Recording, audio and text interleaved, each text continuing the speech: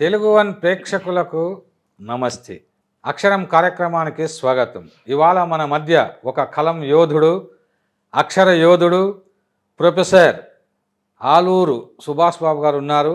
ఆయన ఉద్యోగ విజయాలు అన్న మొట్టమొదటి పత్రికను స్థాపించి కొన్ని లక్షల మంది నిరుద్యోగుల జీవితాల్లో మరి వెన్నెల పూలు, వెలుగు పూలు పూయించినటువంటి అక్షర యోధుడు. అంతేకాకుండా సిరివెన్నెల మరో పత్రికను పెట్టాడు. దేశ విదేశాలకు వెళ్ళి అనేక విశ్వవిద్యాలయాల్లో అద్భుతమైనటువంటి మరి ఉపన్యాసాలు ఇచ్చాడు. అనేక పుస్తకాలు రాశారు. ముఖ్యంగా ఒక మాటలో చెప్పాలంటే కాకతీయ విద్యాసంస్థలు లాంటి విద్యాసంస్థలు స్థాపించడమే కాకుండా కార్మికుల కోసం ఎంతో పోరాటాలు చేశారు. ఎమర్జెన్సీ కాలంలో జైలుకు వెళ్ళాడు. మరి జార్జ్ ఫెర్నాండెజ్ ఇటువంటి వాళ్ళ మహానుభావులతో పాటు ఆయన పనిచేశారు. ఇలా అనేక కార్యక్రమాల్లో పాల్గొనడమే కాకుండా ఆయన పరిపూర్ణమైనటువంటి ఒక జీవితాన్ని గడుపుతూ సేవలు చేస్తూ ఇప్పటికీ కూడా ఆయన నిరంతరము అధ్యయనము అదేవిధంగా రచనలు చేస్తూ ఈ వయసులో దాదాపుగా 8-10 దాటినటువంటి వయసులో కూడా యాక్టివ్గా ఉన్నారు. ఇటువంటి మహానుభావుని యొక్క ఇంటర్వ్యూ భావి తరాలకు ముఖ్యంగా యూత్కు స్ఫూర్తిదాయకంగా ఉంటుందనేటువంటి ఉద్దేశంతో ఇవాళ ముఖాముఖి ఆయనతో కొనసాగిస్తుందాం. నమస్తే గురువు గారు. నమస్కారం అండి. మీ జీవితాన్ని చూస్తుంటే మీరు చేసినటువంటి కృషి అంటే కృషితో నాస్తి దుర్భిక్షం అన్నట్టుగా కృషి ఉంటే మనుషులు ఋషులవుతారు, మహాపురుషులు అవుతారు అన్నారు రామారావు గారు ఒక చిత్రంలో. అట్లాగా మిమ్మల్ని చూస్తే మాకు చాలా సంతోషం వేస్తుంది. 80 దాటారు అంటే ఈ వయసులో మరి ఈ వయసులో కూడా మీరు చాలా ఆరోగ్యంగా ఉన్నారు. మీ ముఖంలో వచ్చేస్తుంది. ఈ వయసులో కూడా మీరు కృషి చేస్తూ ఉన్నారు. ఇప్పటికీ చదువుతూ ఉన్నారు, రాస్తూ ఉన్నారు. మాలాంటి వారికి స్ఫూర్తిదాయకంగా నిలుస్తూ ఉన్నారు. కాబట్టి అంటే మీ యొక్క జీవితం మొట్టమొదట మీరు చేసినటువంటి కృషి గురించి తెలుసుకునే ముందు మీ జీవితం ఎక్కడ ప్రారంభమైంది, మీ తల్లిదండ్రులు ఎవరు, తర్వాత మీ విద్యాభ్యాసం ఎలా కొనసాగింది, ఈ విషయాలన్నీ కూడా నేటి యువతకు మరి తెలియాల్సినటువంటి అవసరం ఉంది. కాబట్టి మీ జీవిత నేపథ్యాన్ని గురించి కాస్త వివరించండి. మా నాన్నగారు ఆలూరు నారాయణరావు గారండి. ఆయన చాలా దేశభక్తి పరుడు. మాది నాగాయలంక. ఆయన మీ అమ్మగారి పేరు? మా అమ్మగారు అన్నపూర్ణాదేవి. ఆమెది వేమూరు. మా నాన్నగారు నా 4వ ఏటనే చనిపోయారు. అప్పుడు వెంటనే మేము వేమూరు వచ్చాము. నేను ఎప్పుడు వేమూరునే నా సొంతూరుగా భావిస్తాను. వేమూరులోనే చదువుకున్నానండి. SSLC వరకు అక్కడే చదువుకున్నాను. చదువుకున్న తర్వాత మరి ఆర్థికంగా ఇబ్బందుల వల్ల డబ్బు లేక పై చదువులు చదువుకోలేక ఏదో చేసుకుంటూ చిన్న సాటి పనులు ఏమన్నా ఉన్నా ఇప్పుడు పోస్ట్ ఆఫీసులో ఏదన్నా చిన్న పనులు ఉన్నాయనుకోండి, అవి చేసుకుంటూ కొద్దిగా డబ్బులు సంపాదించుకుంటూ ఈ విధంగా గడిపేవాడిని అండి. తర్వాత వేమూరి జగ్గయ్య గారు అని ఉన్నాయి కదా, ఆయన మీ ఊరేనా? మా ఊరేనండి. వేమూరి జగ్గయ్య గారు, వేమూరి గగ్గయ్య గారు, వీళ్ళంతా కూడా మా ఊరు నుంచి వచ్చినటువంటి రత్నాలే. అందులో మీరు ఒక రత్నం. కాదులేండి, హరికృష్ణ. తర్వాత ఇప్పుడు 10th క్లాస్ వరకు మీ ఊళ్ళోనే చదువుకున్నారు? 10th కాదు సార్, అప్పుడు SSLC అనేవాళ్ళు. 11th క్లాస్ 1960 మార్చిలో నా SSLC అయిపోయింది. అప్పటికి 15 సంవత్సరాలే నాకు నిండుతాయి. నేను ఏదైనా ఉద్యోగం చేయాలి అంటే నాకు 18 రావాలి. అప్పటికి వయసు ఎంత అన్నారు మీరు? 11 అండి. SSLC కంప్లీట్ చేశాను. నాకు 15 ఏళ్ళు నిండినాయి. ఇంకా 16 అండి. 16 సంవత్సరాలు నిండినాయి. ఇంకా 2 సంవత్సరాలు ఆగాలి. 2 సంవత్సరాలు ఆగేంత వరకు నాకు ఏ ప్రభుత్వ ఉద్యోగం రావడానికి వీల్లేదు. ప్రైవేట్ వాటిలోనే చేరాలి. మా మేనమామ గారు తాళ్ళూరి మధుసూదన్ రావు గారిని రైల్వే మెయిల్ సర్వీసులో చేసేవారు. వారు నాకు చాలా సహాయం చేసేవారు మొదటి నుంచి కూడా. వారు 2 సంవత్సరాలు ఆగు, నువ్వు నీకు ఏదన్నా హైదరాబాద్లో ఆర్టీసీ కండక్టర్ ఉద్యోగాలు చూడొచ్చులే, ఎవరో ఒకరితో చెప్పిద్దాము అని అంటూ ఉండేవారు. నాకు సరేలే అనుకునేవాడిని. 18 వచ్చినాయండి. నా అదృష్టం బాగుండి రైల్వే సర్వీస్ కమిషన్ వాళ్ళ అడ్వర్టైజ్మెంట్ వచ్చింది. ఆ అడ్వర్టైజ్మెంట్కి అడ్వర్టైజ్మెంట్ వచ్చింది, ఎలా అప్లై చేయాలి అనుకుంటూ ఉండగా ఆ, కాకుమాను పిచ్చయ్య గారని ఆహా. వేమూరు పోస్ట్ మాస్టర్ గారండి, ఓహో. మా మేనమామ గారికి గురువు గారు. ఆ, ఆయన నన్ను పిలిపించి, ఆ, అరే అబ్బాయి ఆ. ఇది వచ్చిందిరా, రైల్వే. ఆ రైల్వేది వచ్చింది, ఆ, ఈ ఉద్యోగాలకు అప్లై చేద్దు కానీ ఆ, అంటే మరి నాకు లెక్కలు పెద్దగా రావు కదండి ఉమ్, అని అని అన్నాను. అన్నారు.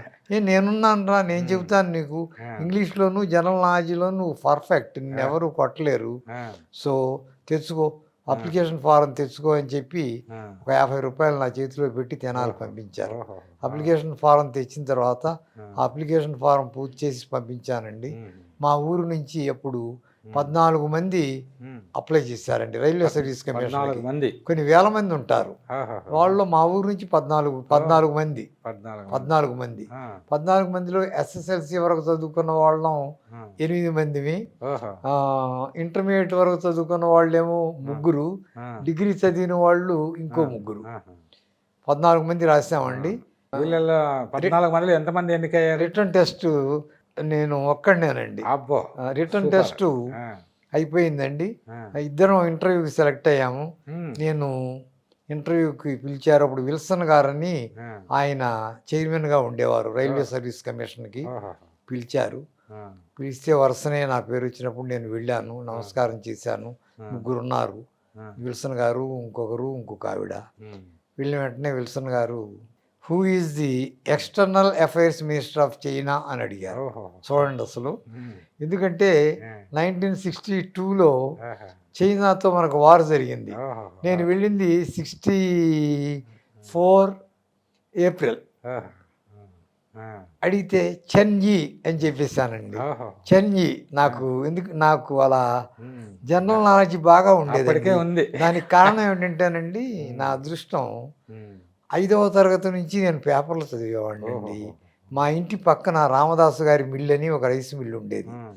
ఆ రైస్ మిల్లో ఉమ్. పేపర్ వచ్చేది, విశాలాంధ్ర ఒక్కటే వచ్చేదండి. ఆ రోజుల్లో ఉమ్. విశాలాంధ్ర, ఆంధ్రపత్రిక రెండే వచ్చేవనుకుంటా తెలుగులో. ఉమ్. విశాలాంధ్ర వచ్చేదండి, కంప్లీట్ చదువుకునేవాడిని. ఉమ్. అట్లా అయిపోయిన తర్వాత 2 ఏళ్ళు అయిపోయిన తర్వాత ఉమ్. కొంచెం నేను పెద్దవాడిని అయిన తర్వాత విశాలాంధ్ర ఒక్కటే చాలా, ఎందుకు విలేజ్ లైబ్రరీకి ఎందుకు వెళ్ళకూడదు అని విలేజ్ లైబ్రరీకి వెళ్ళి ఉమ్. విశాలాంధ్రతో పాటు ఆంధ్రపత్రిక, ఉమ్. ఇంకేమైనా ఉంటే చందమామ, ఉమ్. బాలమిత్ర, ఉమ్. ఇలాంటివి ఏమన్నా ఉంటే అవి చదువుకునేవాడిని అండి. ఓహో. అలా చదువుకుంటూ ఉమ్. కాస్త జనరల్ నాలెడ్జ్ ఎక్వైర్ చేశాను. ఆహా. ఆ రోజుల్లోనే జనరల్ నాలెడ్జ్ వల్లనే మీరు సెలెక్ట్ అయ్యారు రైల్వేలో. శరత్ బాబు నవలలు, ఆహా. చలమ నవలలు, ఆ. ఇవన్నీ కూడా నా ఎస్ఎల్సి అయ్యే లోపలే నేను పూర్తి అబ్బా. చేయగలిగానండి.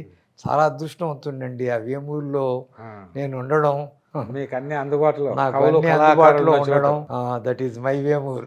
సరే గురువు గారు, తర్వాత మీరు ఈ రైల్వే ఉద్యోగంలో జాయిన్ అయ్యారు. అంటే అప్పటికైతే ఎస్ఎస్ఎల్సి వరకు చదువుకున్నారు. ఆ తర్వాత రైల్వే ఉద్యోగం ఎన్ని రోజులు చేశారు? ఆ తర్వాత ఎప్పుడు ఈ యొక్క ఉద్యోగ విజయాలు, సిరివెన్నెల పత్రికలు పెట్టారు? తర్వాత స్టోరీ ఏమి? ఇప్పుడు ఎస్ఎస్ఎల్సి వరకే చదువుకున్నానండి. ఆ. చదువుకుని ఉద్యోగం ప్రైవేట్లో దొరుకుతాయని ట్రై చేశాను, రాలేదు. తర్వాత రైల్వేలో నాకు వచ్చింది. ఉమ్. వచ్చిన తర్వాత నన్ను మొదట ఉమ్. హుబ్లీ డివిజన్కి అలాట్ చేశారండి.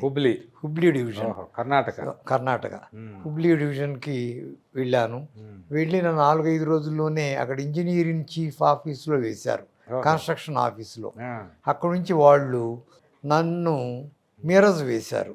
ఓహో. నాతో పాటే గుంటూరులో బండెక్కి వచ్చినటువంటి సాయిబాబు అని ఇంకొక అతన్ని ఉమ్. పూనా వేశారు. ఓహో. సో నేను ఈఎన్సి గారి దగ్గరికి వెళ్ళి, ఉమ్. సార్ సాయిబాబు నేను కలిసి వచ్చాము, మిత్రులము, నన్ను కూడా పూనా వేయండి అంటే నన్ను కూడా పూనా వేశారు. ఓహో. పూనాలో ఒక 4 రోజులు చేసిన తర్వాత అండి, ఉమ్. పూనాలో ఎగ్జిక్యూటివ్ ఇంజనీర్ ఆఫీస్ ఉండేది, ఉమ్. నన్ను ఒక అసిస్టెంట్ ఇంజనీర్ ఆఫీస్కి వేశారు. ఓహో. అది నేరా అనేటువంటి ప్లేస్లో ఉండేది. ఉమ్.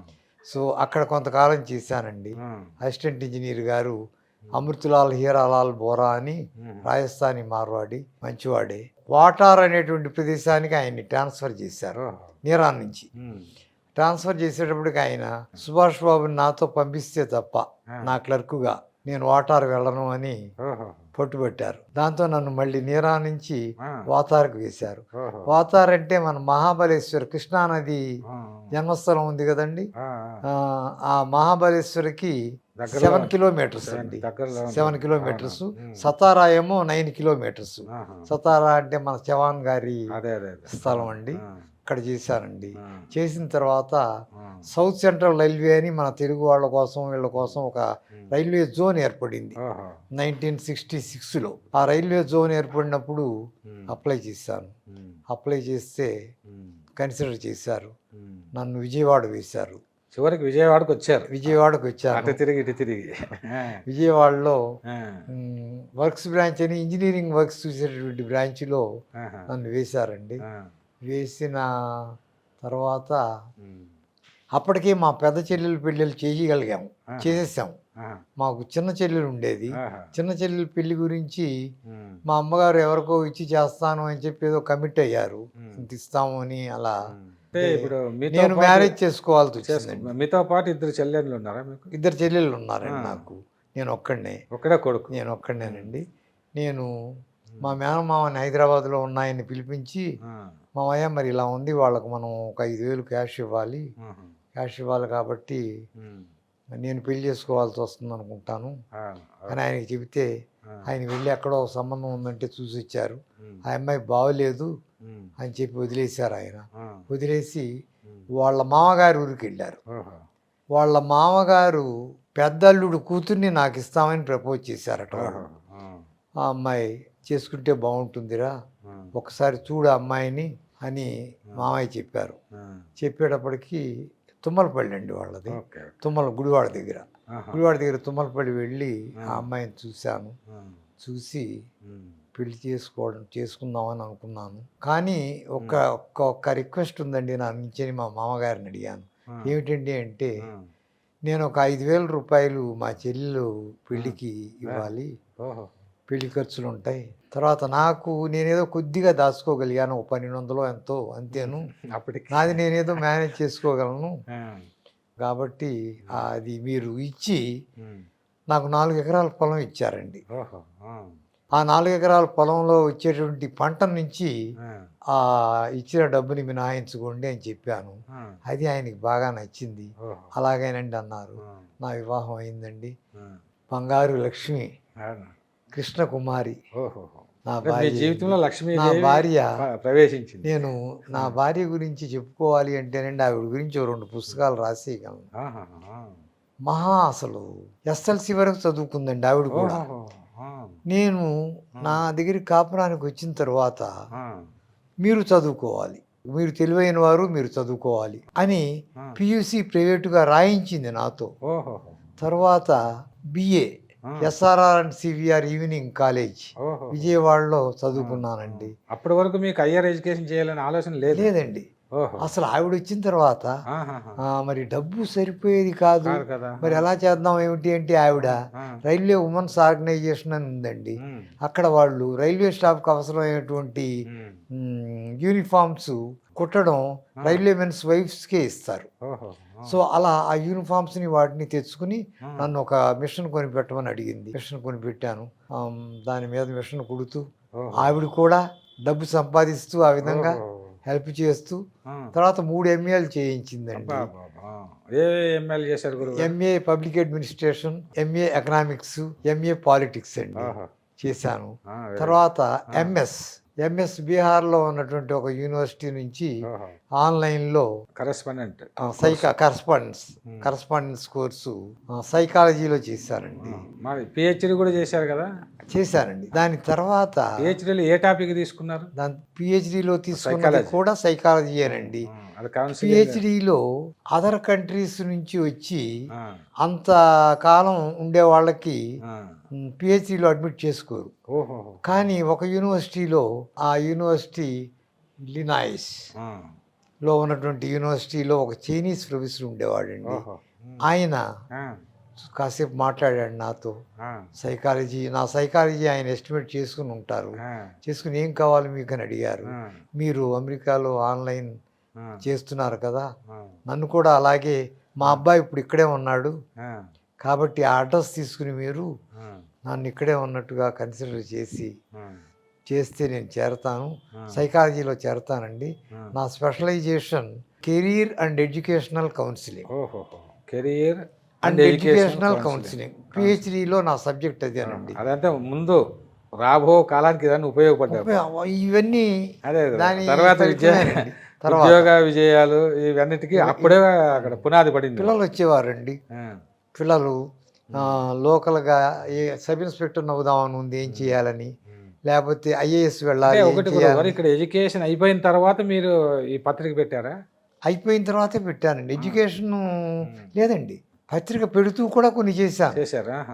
పత్రిక ఇప్పుడు రైల్వేలో పనిచేస్తూనే పత్రిక చేస్తూనే కొన్ని కథలు, నాటికలు, ఆ రోజుల్లో చిత్రాంగదని, చిత్రకళని, బెంగళూరు నుంచి కొన్ని వచ్చేవండి. జ్యోతి, యువ, ఇవాళ లేవండి అవి, అలాంటివి వచ్చేవి. వాటి కథలు రాసేవాడిని. ఆంధ్రప్రభకి శివలంక శంభుప్రసాద్ గారండి, వారు ఒకసారి విజయవాడ వచ్చినప్పుడు ఆంధ్రపత్రికకి, అప్పుడు వీరాజీ గారు ఎడిటర్గా ఉన్నారు పత్రిక వీక్లీకి. వచ్చినప్పుడు సుభాష్ బాబు గారి అడ్రస్ తెలిస్తే వారిని ఒకసారి రమ్మనండి అంటే నేను వెళ్ళానండి. వెళితే ఆయన ఏం చేశారంటే, బాబు మీరు జయంతులు వర్ధంతులు మీద మహనీయులు రాసిన 2-3 ఆర్టికల్స్ నేను చదివాను, చాలా చక్కగా రాస్తున్నారు, మీరు మహనీయులందరివి జయంతులు వర్ధంతులు మీద రాయండి. మీకు ఇప్పటివరకు వీళ్ళు ఏమీ పారితోషికం ఇచ్చి ఉండరు, ఎందుకంటే ఇలాంటి వాటికి సాధారణంగా ఇవ్వరు, ఇచ్చే అలవాటు ఇప్పుడు కూడా లేదు. కానీ నేను మాత్రం మీకు 25 రూపాయలు ఒక్కో దానికి ఇస్తాను, ఒక ఆర్టికల్కి అని అన్నారండి. ఆ రోజుల్లో 25 రూపాయలు అంటే కొద్దిగా ఎక్కువ. నెలలో నాకు 250-300 రూపాయలు ఆంధ్రపత్రిక నుంచి వచ్చేవాడు. ఆంధ్రపత్రిక నుంచి నా జీతం కొంత వచ్చేది. సో ఆ విధంగా అదంతా మేనేజ్ చేసుకుంటూ వీటికి ఫీజులు కట్టుకుంటూ వచ్చానండి. వచ్చిన తర్వాత ఒక్కొక్క రైల్వేస్లో పనిచేయడం మీద కొంత అయిష్టత కలిగిందండి. అయిష్టత కలిగేటప్పటికీ రైల్వేస్ నుంచి APHMEL, Andhra Pradesh heavy machinery and engineering limited అని కొండపల్లిలో ఉంది, వాళ్ళు పిఆర్ఓ పోస్టు కావాలి అని అడ్వర్టైజ్ చేశారు. అంతకుముందు నేను జర్నలిజం కోర్స్ చేస్తున్నానండి, లా కోర్స్ చేస్తున్నాను, లేబర్ లా, తర్వాత పర్సనల్ మేనేజ్మెంట్ కోర్స్ చేశాను. ఎప్పుడు చదవడమే నా వృత్తి. రైల్వేలో ఇష్టం, ఆవిడకి ఇష్టం అండి. నేను చదవకపోతే ఊరుకునేది కాదు, మీరు చదవాలి, బాగా చదవాలి. పిల్లల్ని కూడా ఆ విధంగా నేను అలా చదివించడం వల్ల పిల్లలు కూడా ఆ విధంగా చూసుకోగలిగింది. సంపద అనుకున్నారు. తర్వాత అక్కడ పిఆర్ఓగా చేశానండి, 1 సంవత్సరం చేశాను. అక్కడ ఉన్నటువంటి పరిస్థితులు కూడా నాకు అప్పుడు నచ్చలేదు. నచ్చక నేను స్టడీస్ అండ్ ఎగ్జామ్స్ అకాడమీ అనేది పెట్టానండి. 1982 ఆగస్ట్ 15. ఎక్కడ పెట్టారు? విజయవాడలోనండి. మేము ఆగస్ట్ 15 కానీ జనవరి 26న కానీ ఏవి మొదలెట్టినా చేయడం అనేది అలవాటండి. నేనే కాదండి, మా చిన్నబ్బాయి డాక్టరు, ఆయన కూడా ఏదన్నా ఎక్కడైనా క్లినిక్ పెట్టినా ఏదైనా చేసినా ఈ 2 డేట్స్ ఫాలో అవుతూ ఉన్నాం. పేట్రియాటిజం మీకు తెలియకుండా మీలో ఉంది. 1982 ఆగస్ట్ 15 అండి పెట్టానండి. అది పెట్టిన ఉద్దేశం ఏంటంటేనండి, చాలామంది నిరుద్యోగులు ఉన్నారు, నిరుద్యోగత్వం బాగా పెరిగిపోతుంది స్టేట్లో. అందువల్ల ఈ బ్యాంకులకి, తర్వాత రైల్వే పోస్టులకి, తర్వాత income tax inspectors, income tax clerks, ఇలాంటి వాటికి మనం కోచింగ్ ఇస్తే చాలామంది పిల్లలు వస్తారేమో, తర్వాత మనం వైడెన్ అవ్వచ్చేమో అనుకుని స్టడీస్ అండ్ ఎగ్జామ్స్ అకాడమీ పెట్టానండి. 2 నెలల్లో అంతులేని రెస్పాన్స్ అండి, అంతులేని రెస్పాన్స్. వాటిల్లో ఆ కాంపిటేటివ్ ఎగ్జామినేషన్స్లో ఏముంటాయంటేనండి, జనరల్గా ఇంగ్లీష్ ఉంటుంది, తర్వాత అరిథమెటిక్ ఉంటుంది, తర్వాత జనరల్ నాలెడ్జ్లోనే కాన్స్టిట్యూషన్ కూడా కలిసి ఉంటుందండి. ఇవి ఉంటాయి. నేను జనరల్ నాలెడ్జ్ టాపిక్కి వెళ్ళేవాడిని అండి. రోజు నేను 12-13 గంటలు తీసుకునే వరకు కూడా, అంటే అన్ని బ్యాచ్లు క్లాసులు ఉండేవి. చాలా బాగానండి. ఎక్కడెక్కడి నుంచి వచ్చేవారండి, మీకు చిత్తూరు నుంచి, ఇటు శ్రీకాకుళం నుంచి అలా వచ్చేవారండి. వచ్చి అక్కడే ఉండేవారు. అక్కడే అంటే చుట్టుపక్కల ఇళ్లలో అద్దెకుంటూ ఉండేవారు. కొంతకాలం అయిన తర్వాత నేను హాస్టల్స్, అక్కడ ఉన్నటువంటి ఇళ్ళు, పెద్ద పెద్ద హౌసెస్ తీసుకుని మొత్తం 14 హౌసెస్ నా కంట్రోల్లో ఉండేవండి. కాకతీయ సంస్థలు పెట్టిన తర్వాత కాకతీయ పబ్లిక్ స్కూల్ అని ఒక చిన్న స్కూల్ 5వ తరగతి వరకు పెట్టారండి. మొదటి సంవత్సరమే బాగా ఉందండి. ఫస్ట్ ఇయరే బాగా వచ్చారు, చాలా పెద్ద పెద్ద వారి పిల్లలు వచ్చారు. తర్వాత 5వ తరగతి నుంచి ఉన్నదాన్ని 10th వరకు చేశానండి. హై స్కూల్ అని, Kakatiya high school. Next Kakatiya residential junior college, first in the Andhra Pradesh అండి. మొట్టమొదటి రెసిడెన్షియల్ జూనియర్ కాలేజీని పెట్టింది నేనే. విజయవాడలో మొట్టమొదటి మీరు పెట్టారు? విజయవాడలోనే కాదు సార్, ఎంటైర్ ఆంధ్రప్రదేశ్. ఆ నందన్ అని గుంటూరులో ఒక ఆయన ఉండేవారు, వాళ్ళు జూనియర్ కాలేజ్ కాదు, రెసిడెన్షియల్ జూనియర్ కాలేజ్ కాదు. నేను పెట్టిన తర్వాత ఓ 4 సంవత్సరాల తర్వాత మిగతా కాలేజెస్ వచ్చినాయి. 3 సంవత్సరాల తర్వాత నా నుంచి నేను ఎలా చేస్తున్నాను. జూనియర్ కాలేజీలో ప్రారంభించింది మీరే? నేనేనండి. తర్వాత అందరికీ స్ఫూర్తిదాయకంగా నిలిచాయి అక్కడ. అప్పుడు ఈ చైతన్య, నా దేవుడు, ఇవన్నీ ఏం లేవు, నారాయణ లేవు. రామారావు గారు చెప్పినట్టుగా నువ్వు ఏది చేసినా ఫస్ట్ చేయాలి అంటే, ఇంకో మాటలో చెప్పాలంటేనండి, 10 మందిలో నువ్వు ఒకటిగా ఉండొద్దు, 10 మందిలో నువ్వు మొదటివాడిగా ఉండడానికి ప్రయత్నించి అని అర్థం వచ్చేలా అండి. అలానే కొన్ని చేశాను. ఇవన్నీ ఫస్ట్ నేను చేసినవి. అవన్నీ అలా వచ్చినాయండి. ఇది కారణం. అక్కడ మేడం గారు బాగా చదువుకోండి అని చెప్పడం వల్ల ఇవన్నీ తర్వాత వచ్చిందండి. మేడం గారు కూడా మీతో సహకరించారు? మేడం గారు చాలా సహకరించేవారండి. చాలా. నేను చదువుకుంటుంటే, నేను 12, 12:30, 1 గంట వరకు చదువుకుంటూ ఉంటే, ఈ ఎంఏలు కానీ ఇవి కానీ చదివేటప్పుడు నాతో పాటు కూర్చునేదండి. నేను ఆవిడ్ని బిఏ చదువుకోమని బుక్స్ తెచ్చి ఇచ్చాను. బిఎస్ చదువుకోమ్మా, ఎంఏ వరకు చదువుకుందువు కానీ అంటే, నాకు చదువు వద్దు, ఎస్ఎల్సి వరకు చాలు, నాకు మీరు నేను కోరిన నవలలు తెచ్చివ్వండి, నాకు నవలలు చదవడం ఇష్టం అంటే, అప్పుడు అదనపూడి సులోచనారా అని వాళ్ళందరూ రాసిన నవలన్నీ బాగా కొనుక్కొచ్చేవాడిని అండి. డబ్బులు ఉండేవి, కొంచెం ఆడుతూ ఉండేవి, కొనుక్కొచ్చి ఇస్తూ ఉండేవాడిని. పైగా మీరు రచయిత కదా నేను. అప్పటికి నాకు అప్పటికి మిగతా వాటికి కూడా కథలు రాసే స్తోమత వచ్చింది కదండి. ఆంధ్రపత్రికే కాకుండా జ్యోతికి, స్వాతికి, అప్పుడు యువ పత్రిక ఉండేది చూసారా, యువ పత్రికకి, వీటన్నిటికీ రాసేవాడిని అండి. కృష్ణప్రియ అన్న పేరుతో రాసేవాడిని. కృష్ణ అనేది నా వైఫ్ నేము, ప్రియ అన్న పేరుతో రాసేవాడిని. రాస్తే నెలకి మనకు వచ్చే డబ్బు కొంచెం ఎక్కువ అవుతుంది. తర్వాత జరిగిన ఇంకొక ఈవెంట్ ఏమిటంటేనండి, నేను ట్రేడ్ యూనిస్ట్గా చేశాను కొంతకాలం, 7-8 సంవత్సరాలు చేసే నైట్ కాలేజీకి వెళ్తూ ఉండేవాడిని. అక్కడ పనిచేసి నైట్ కాలేజీకి వెళ్ళేవాడిని. ట్రేడ్ యూనిస్ట్గా చేశాను. చాలా సరుకు నా దగ్గర ఉంది, నేను బాగా చదువుకున్నాను అని తెలిసి, ఇందాక ఫోటో చూసారు ఆ పేజీలో, వీరమాతనేని ప్రకాశ్రావు గారిని, ఆయన ఆంధ్రప్రదేశ్ ప్రొడక్టివిటీ కౌన్సిల్ సెక్రటరీ. ఆయన మాకు పీజీ డిప్లొమా కోర్సెస్ ఉన్నాయి, personal management course, labour management course, తర్వాత మెటీరియల్స్ సంబంధించిన కోర్సులు, ఇలా 5 కోర్సులు ఉండేయండి. నన్ను పర్సనల్ మేనేజ్మెంట్ కోర్సుకి డైరెక్టర్ ఆఫ్ స్టడీస్గా వేశారు. ఒక కోర్సుకు ఒక డైరెక్టర్ ఆఫ్ స్టడీస్ ఉండేవారు, వచ్చేవారు. నా స్టూడెంట్స్ అంతా ఎవరో తెలుసండి, లాయర్స్. నా స్టూడెంట్స్లో 60 to 70% లాయర్సే ఇచ్చేవారు. ఎందుకంటే పర్సనల్ మేనేజ్మెంట్ వాళ్ళు తెలుసుకోవాలి, వాళ్ళు లాలో వాదించాల్సి వచ్చినప్పుడు ఈ లేబర్ లాస్ అవి ఇవి కూడా అన్ని దానిలో ఉంటాయి. నేను చేసేవాడిని అండి. ఆ రోజుల్లో చాలా డబ్బు ఇచ్చేవారు. 2 గంటలు నేను చెబితే 300 రూపాయలు ఇచ్చేవారు.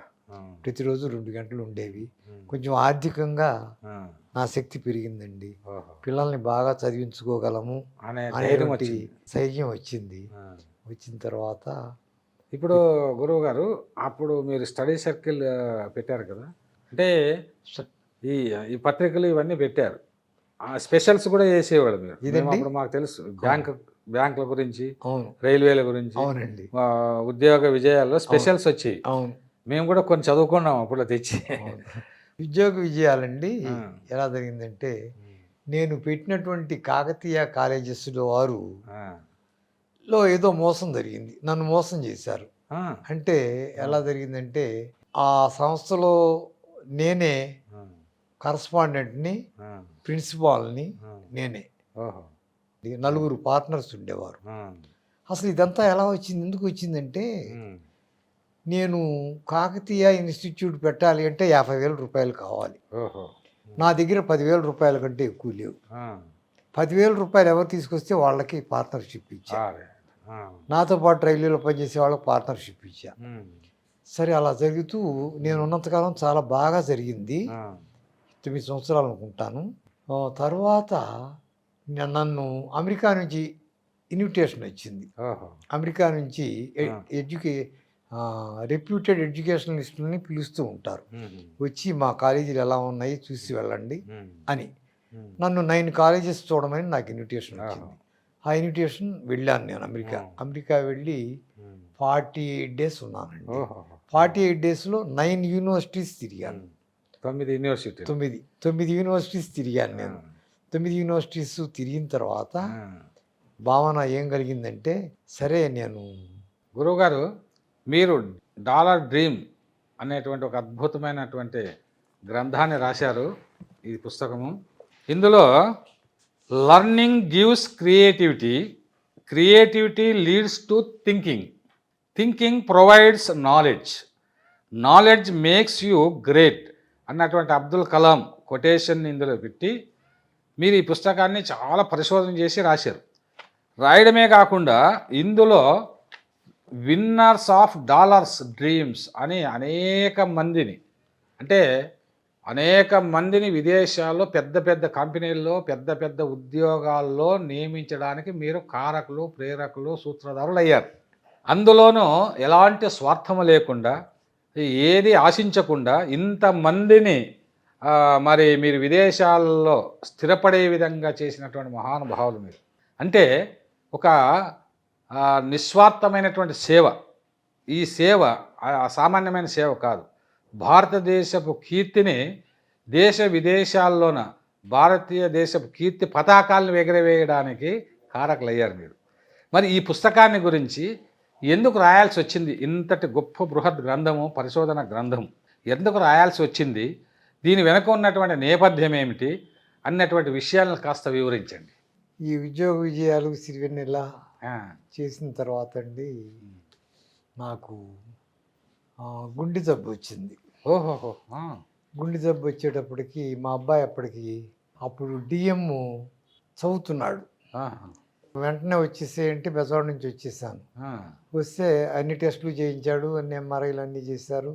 గుండెలో కొంచెం 4 బ్లాక్స్ ఉన్నాయి అన్నారు. 4 బ్లాక్స్ ఉన్నాయి అనేటప్పటికి ఆపరేషన్ చేయాలి, స్టెంటింగ్ కుదరదు. 4 బ్లాక్స్ ఆ రోజుల్లో 28 సంవత్సరాల క్రితం. అబ్బా. 28 సంవత్సరాల క్రితం నేను 4 బ్లాకులకు ఆపరేషన్ చేయించుకున్నాను సార్. మా అబ్బాయి దగ్గరుండి గోపాలకృష్ణ గోఖలే గారండి, ఆళ్ళ గోపాలకృష్ణ గోఖలే గారని ఆయన చేశారు నాకు. ఆయనకి పద్మశ్రీ బిరుదు కూడా వచ్చింది. మన ఆంధ్రప్రదేశ్లో మొట్టమొదటి డాక్టర్ పద్మశ్రీ ఆయనే చేశారు. చేసిన తర్వాత ఈ పుస్తకం రాశారా? చేసిన తర్వాత కాదండి, చేయడానికి ముందే.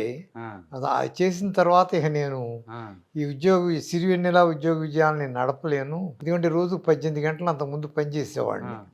నాకు స్టాఫ్ దగ్గర 25-30 మంది ఉండేవాళ్ళు. సరే, వాళ్ళకి నాకు నా సెక్రటరీసే 3 ఉండేవాళ్ళు. ఒకళ్ళ తర్వాత ఒకళ్ళకి డిక్టేట్ చేసేవాడిని. అలా చేస్తూ నడిపాను.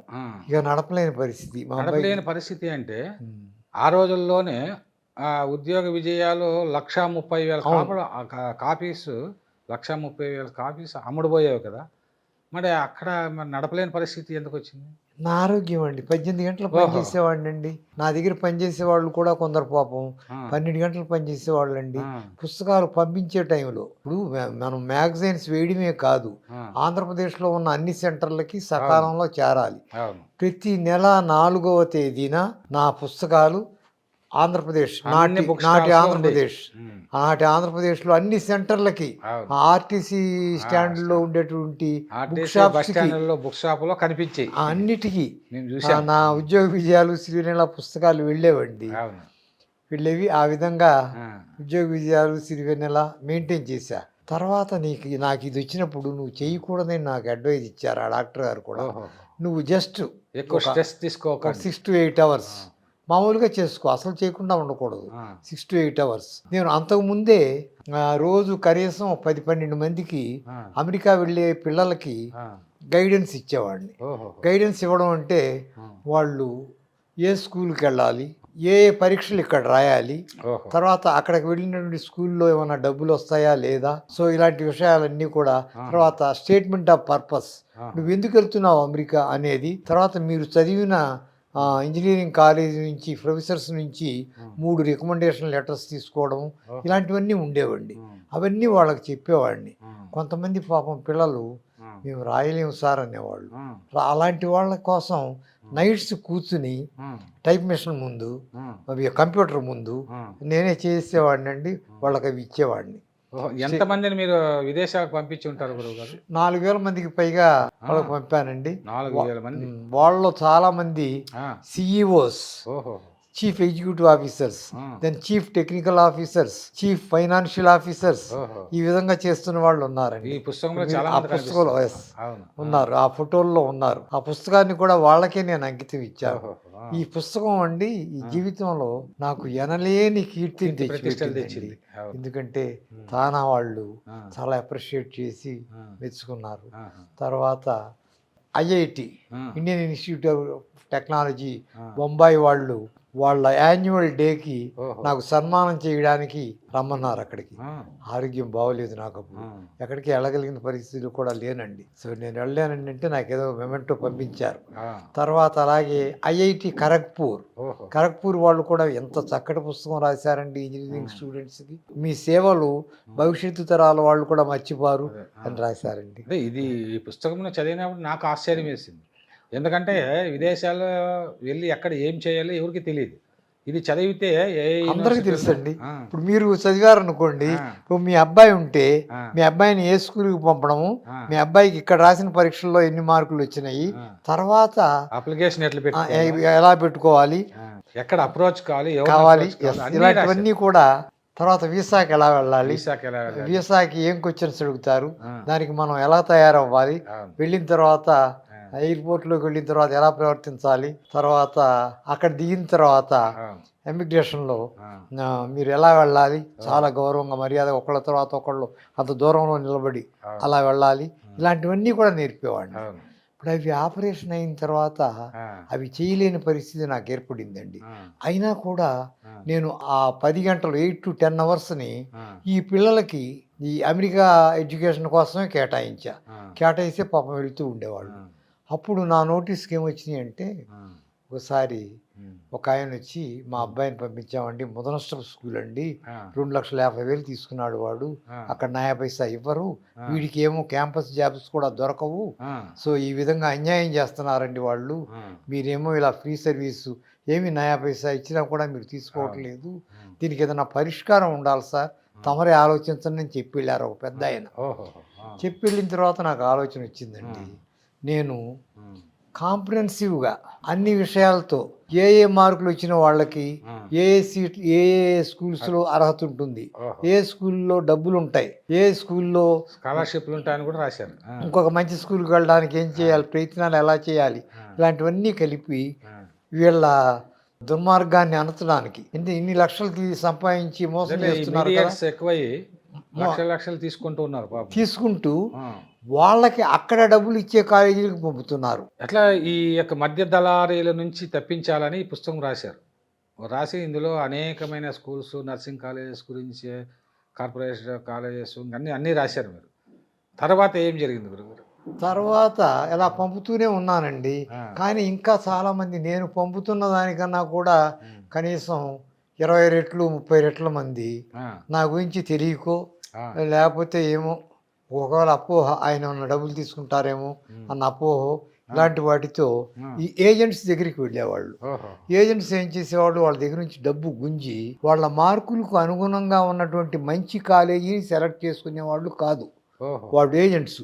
ఎందుకంటే కొన్ని కాలేజీలు డబ్బులు ఇస్తాయి ఏజెంట్లకి, కొన్ని కాలేజీలు డబ్బులు ఇవ్వవు. డబ్బులు ఇచ్చే కాలేజీలకు మాత్రమే వీళ్ళ స్టూడెంట్స్ని, వీళ్ళ దగ్గరకు వచ్చిన స్టూడెంట్స్ని పంపుతూ పిల్లలకు చాలా అన్యాయం చేస్తున్నారండి. అలాంటి పిల్లలు కూడా నా దగ్గరికి 10-15 మంది వచ్చి ఉంటారు. నేను వాళ్ళకి ఏం చెప్పానంటే, ఓకే నిన్ను చాలా చండాలపు కాలేజీకి పంపాడు, నీకు అక్కడ ఏమీ రావట్లేదు, నువ్వేం చేస్తావంటే ఆ కాలేజీలో నెక్స్ట్ సెమిస్టర్లో మళ్ళీ ఒక పరీక్ష రాయి, ఆ కాలేజీకి అవసరమైనటువంటి మార్కులు వస్తాయి అని సలహా ఇచ్చేవాడిని. వాళ్ళకు ఒక డౌట్ వచ్చేది, అదేమిటి సార్ నేను ఇక్కడ సంవత్సరంన్నర చదివాను, మరి అక్కడ 2.5 సంవత్సరాలు చదవనిస్తారా అని నన్ను అడిగేవాళ్ళు. నీ సంవత్సరంన్నర నీకు ఇక్కడ వచ్చినటువంటి మార్కుల్ని వీళ్ళు నువ్వు కొత్తగా వెళ్తున్నటువంటి స్కూల్కి పంపుతారు. They are transferable. The credits can be transferred. Credits అంటారండి మార్క్స్, వాటిని అక్కడికి పంపిస్తారు. అందువల్ల మీకు ఏ బాధ ఉండదు అంటే పాపం వాళ్ళు అలాగే చేశారు, బాగుపడ్డారు. అలా అనేక మందిని మీరు గైడెన్స్ ఇచ్చారు అనేక మందికి. వాళ్ళని రక్షించడం కోసమనే నేను 2 సంవత్సరాలు కృషి చేశాను సార్ ఈ పుస్తకం రాయడానికి. అద్భుతమైన పుస్తకం రాయడానికి. నెరవేరేటట్లా చేశారు. నాకు ఈ పుస్తకం విషయంలో రామోజీరావు గారు అది ఒకటి చెప్పాలి మీకు, చాలా హెల్ప్ చేశారండి.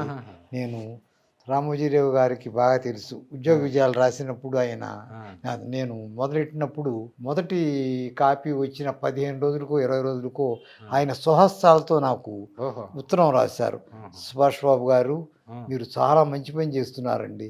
ఇలాంటి మ్యాగజైన్ మన తెలుగులో లేదు, మాకు కూడా ఇలాంటివి ఉంటాయా అన్న ఆలోచన లేదు. మీరు ఇప్పుడు మాలో ఒక ఆలోచన కలిగించారు, ఇలాంటివి కూడా మేము కొంత ఇవ్వాలని అని నన్ను ఎంతో మెచ్చుకుంటూ ఆయన ఆనందంగా రాస్తూ, మేము ప్రతిభ అని ఒక కాలం ఓపెన్ చేస్తున్నాం ఈనాడులో, దానికి మీరు రాయండి అంటే 6-7 సంవత్సరాల పాటు నేను ఆ ప్రతిభకి రాశాను. మహానుభావుడు రామోజీరావు గారు, మహానుభావుడు. అది ఎంతో ఎక్కడ ప్రతిభ కలిగిన ప్రోత్సహించేటువంటి గొప్ప జ్ఞాని ఆయన. గొప్ప జ్ఞాని అండి, గొప్ప జ్ఞాని. రేపటి నివాళి చూస్తాడు ఆయన. అది మీరు ఈనాడు ప్రతిభలో కూడా అనేక నేను రాశారు.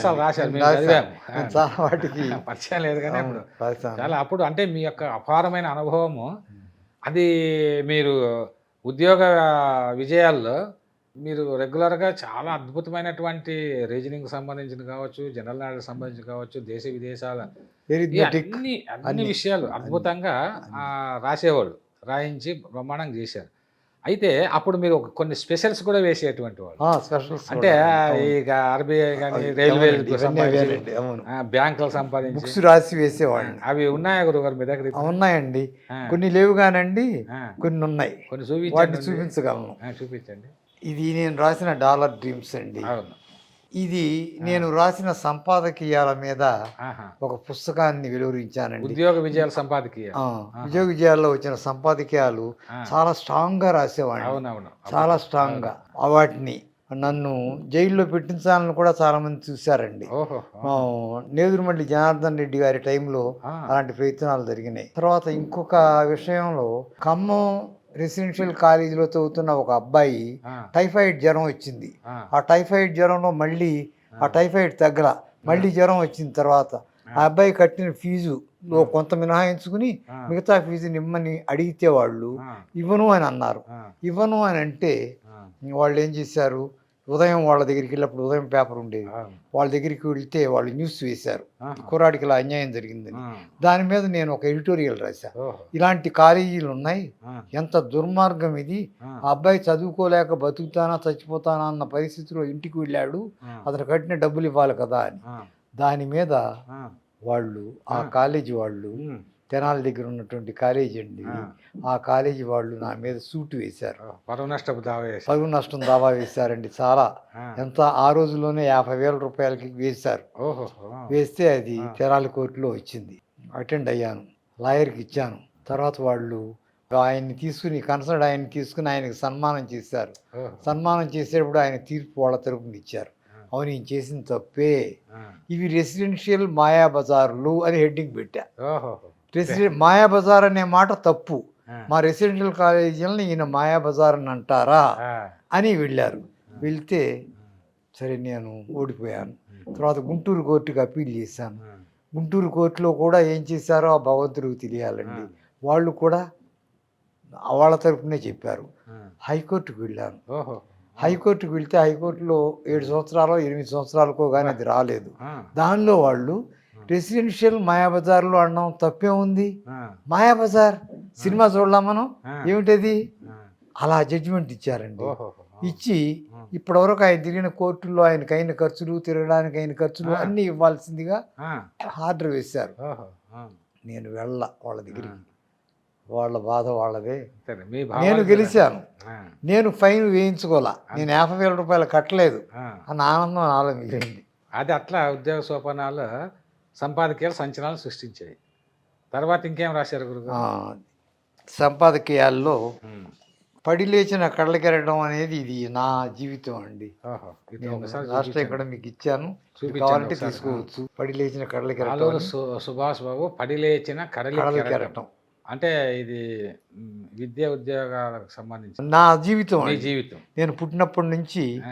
ఏం చేశాను, నా ఎలా కుటుంబ ఎలా సభ్యులు కష్టపడి పైకి అందరూ వచ్చారు? చాలా ఫోటోలతో, ఆ ఫ్యామిలీ ఫోటోలు అన్నిటితోనూ కలిపి ఆ. వేసిన పుస్తకం అండి ఓకే. ఇది. పుస్తకం ఫ్లాష్ రాశారు. బ్యాక్ అని ఆ, నేను 2010 ఆ ప్రాంతాల్లో ఉమ్, ఎన్ఆర్ఐస్ కోసం అని చెప్పి ఉమ్.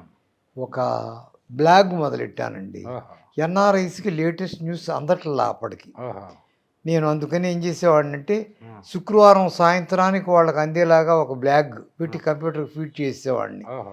ఆ బ్లాగులో చాలా మంచి విషయాలను తీసుకుని ఉమ్, రాసేవాడిని. ఉమ్. అమెరికన్స్ చాలా మంది చదివేవాళ్ళు, అమెరికన్ తెలుగుస్. ఓహో. తర్వాత ఇతర దేశాల్లో ఉన్న వాళ్ళు కూడా చదివేవాళ్ళు. ఉమ్, దానిలో నుంచి కొన్ని మంచివి తీసుకుని ఉమ్. Flashback, flashback. నిన్న నేడు రేపు, ఫ్లాష్ బ్యాక్ నిన్న నేడు రేపు రేపు అనే అన్న పుస్తకం. పేరుతో వేశానండి ఇది. ఈ పుస్తకం ఇది మంచి ఇన్ఫర్మేటివ్.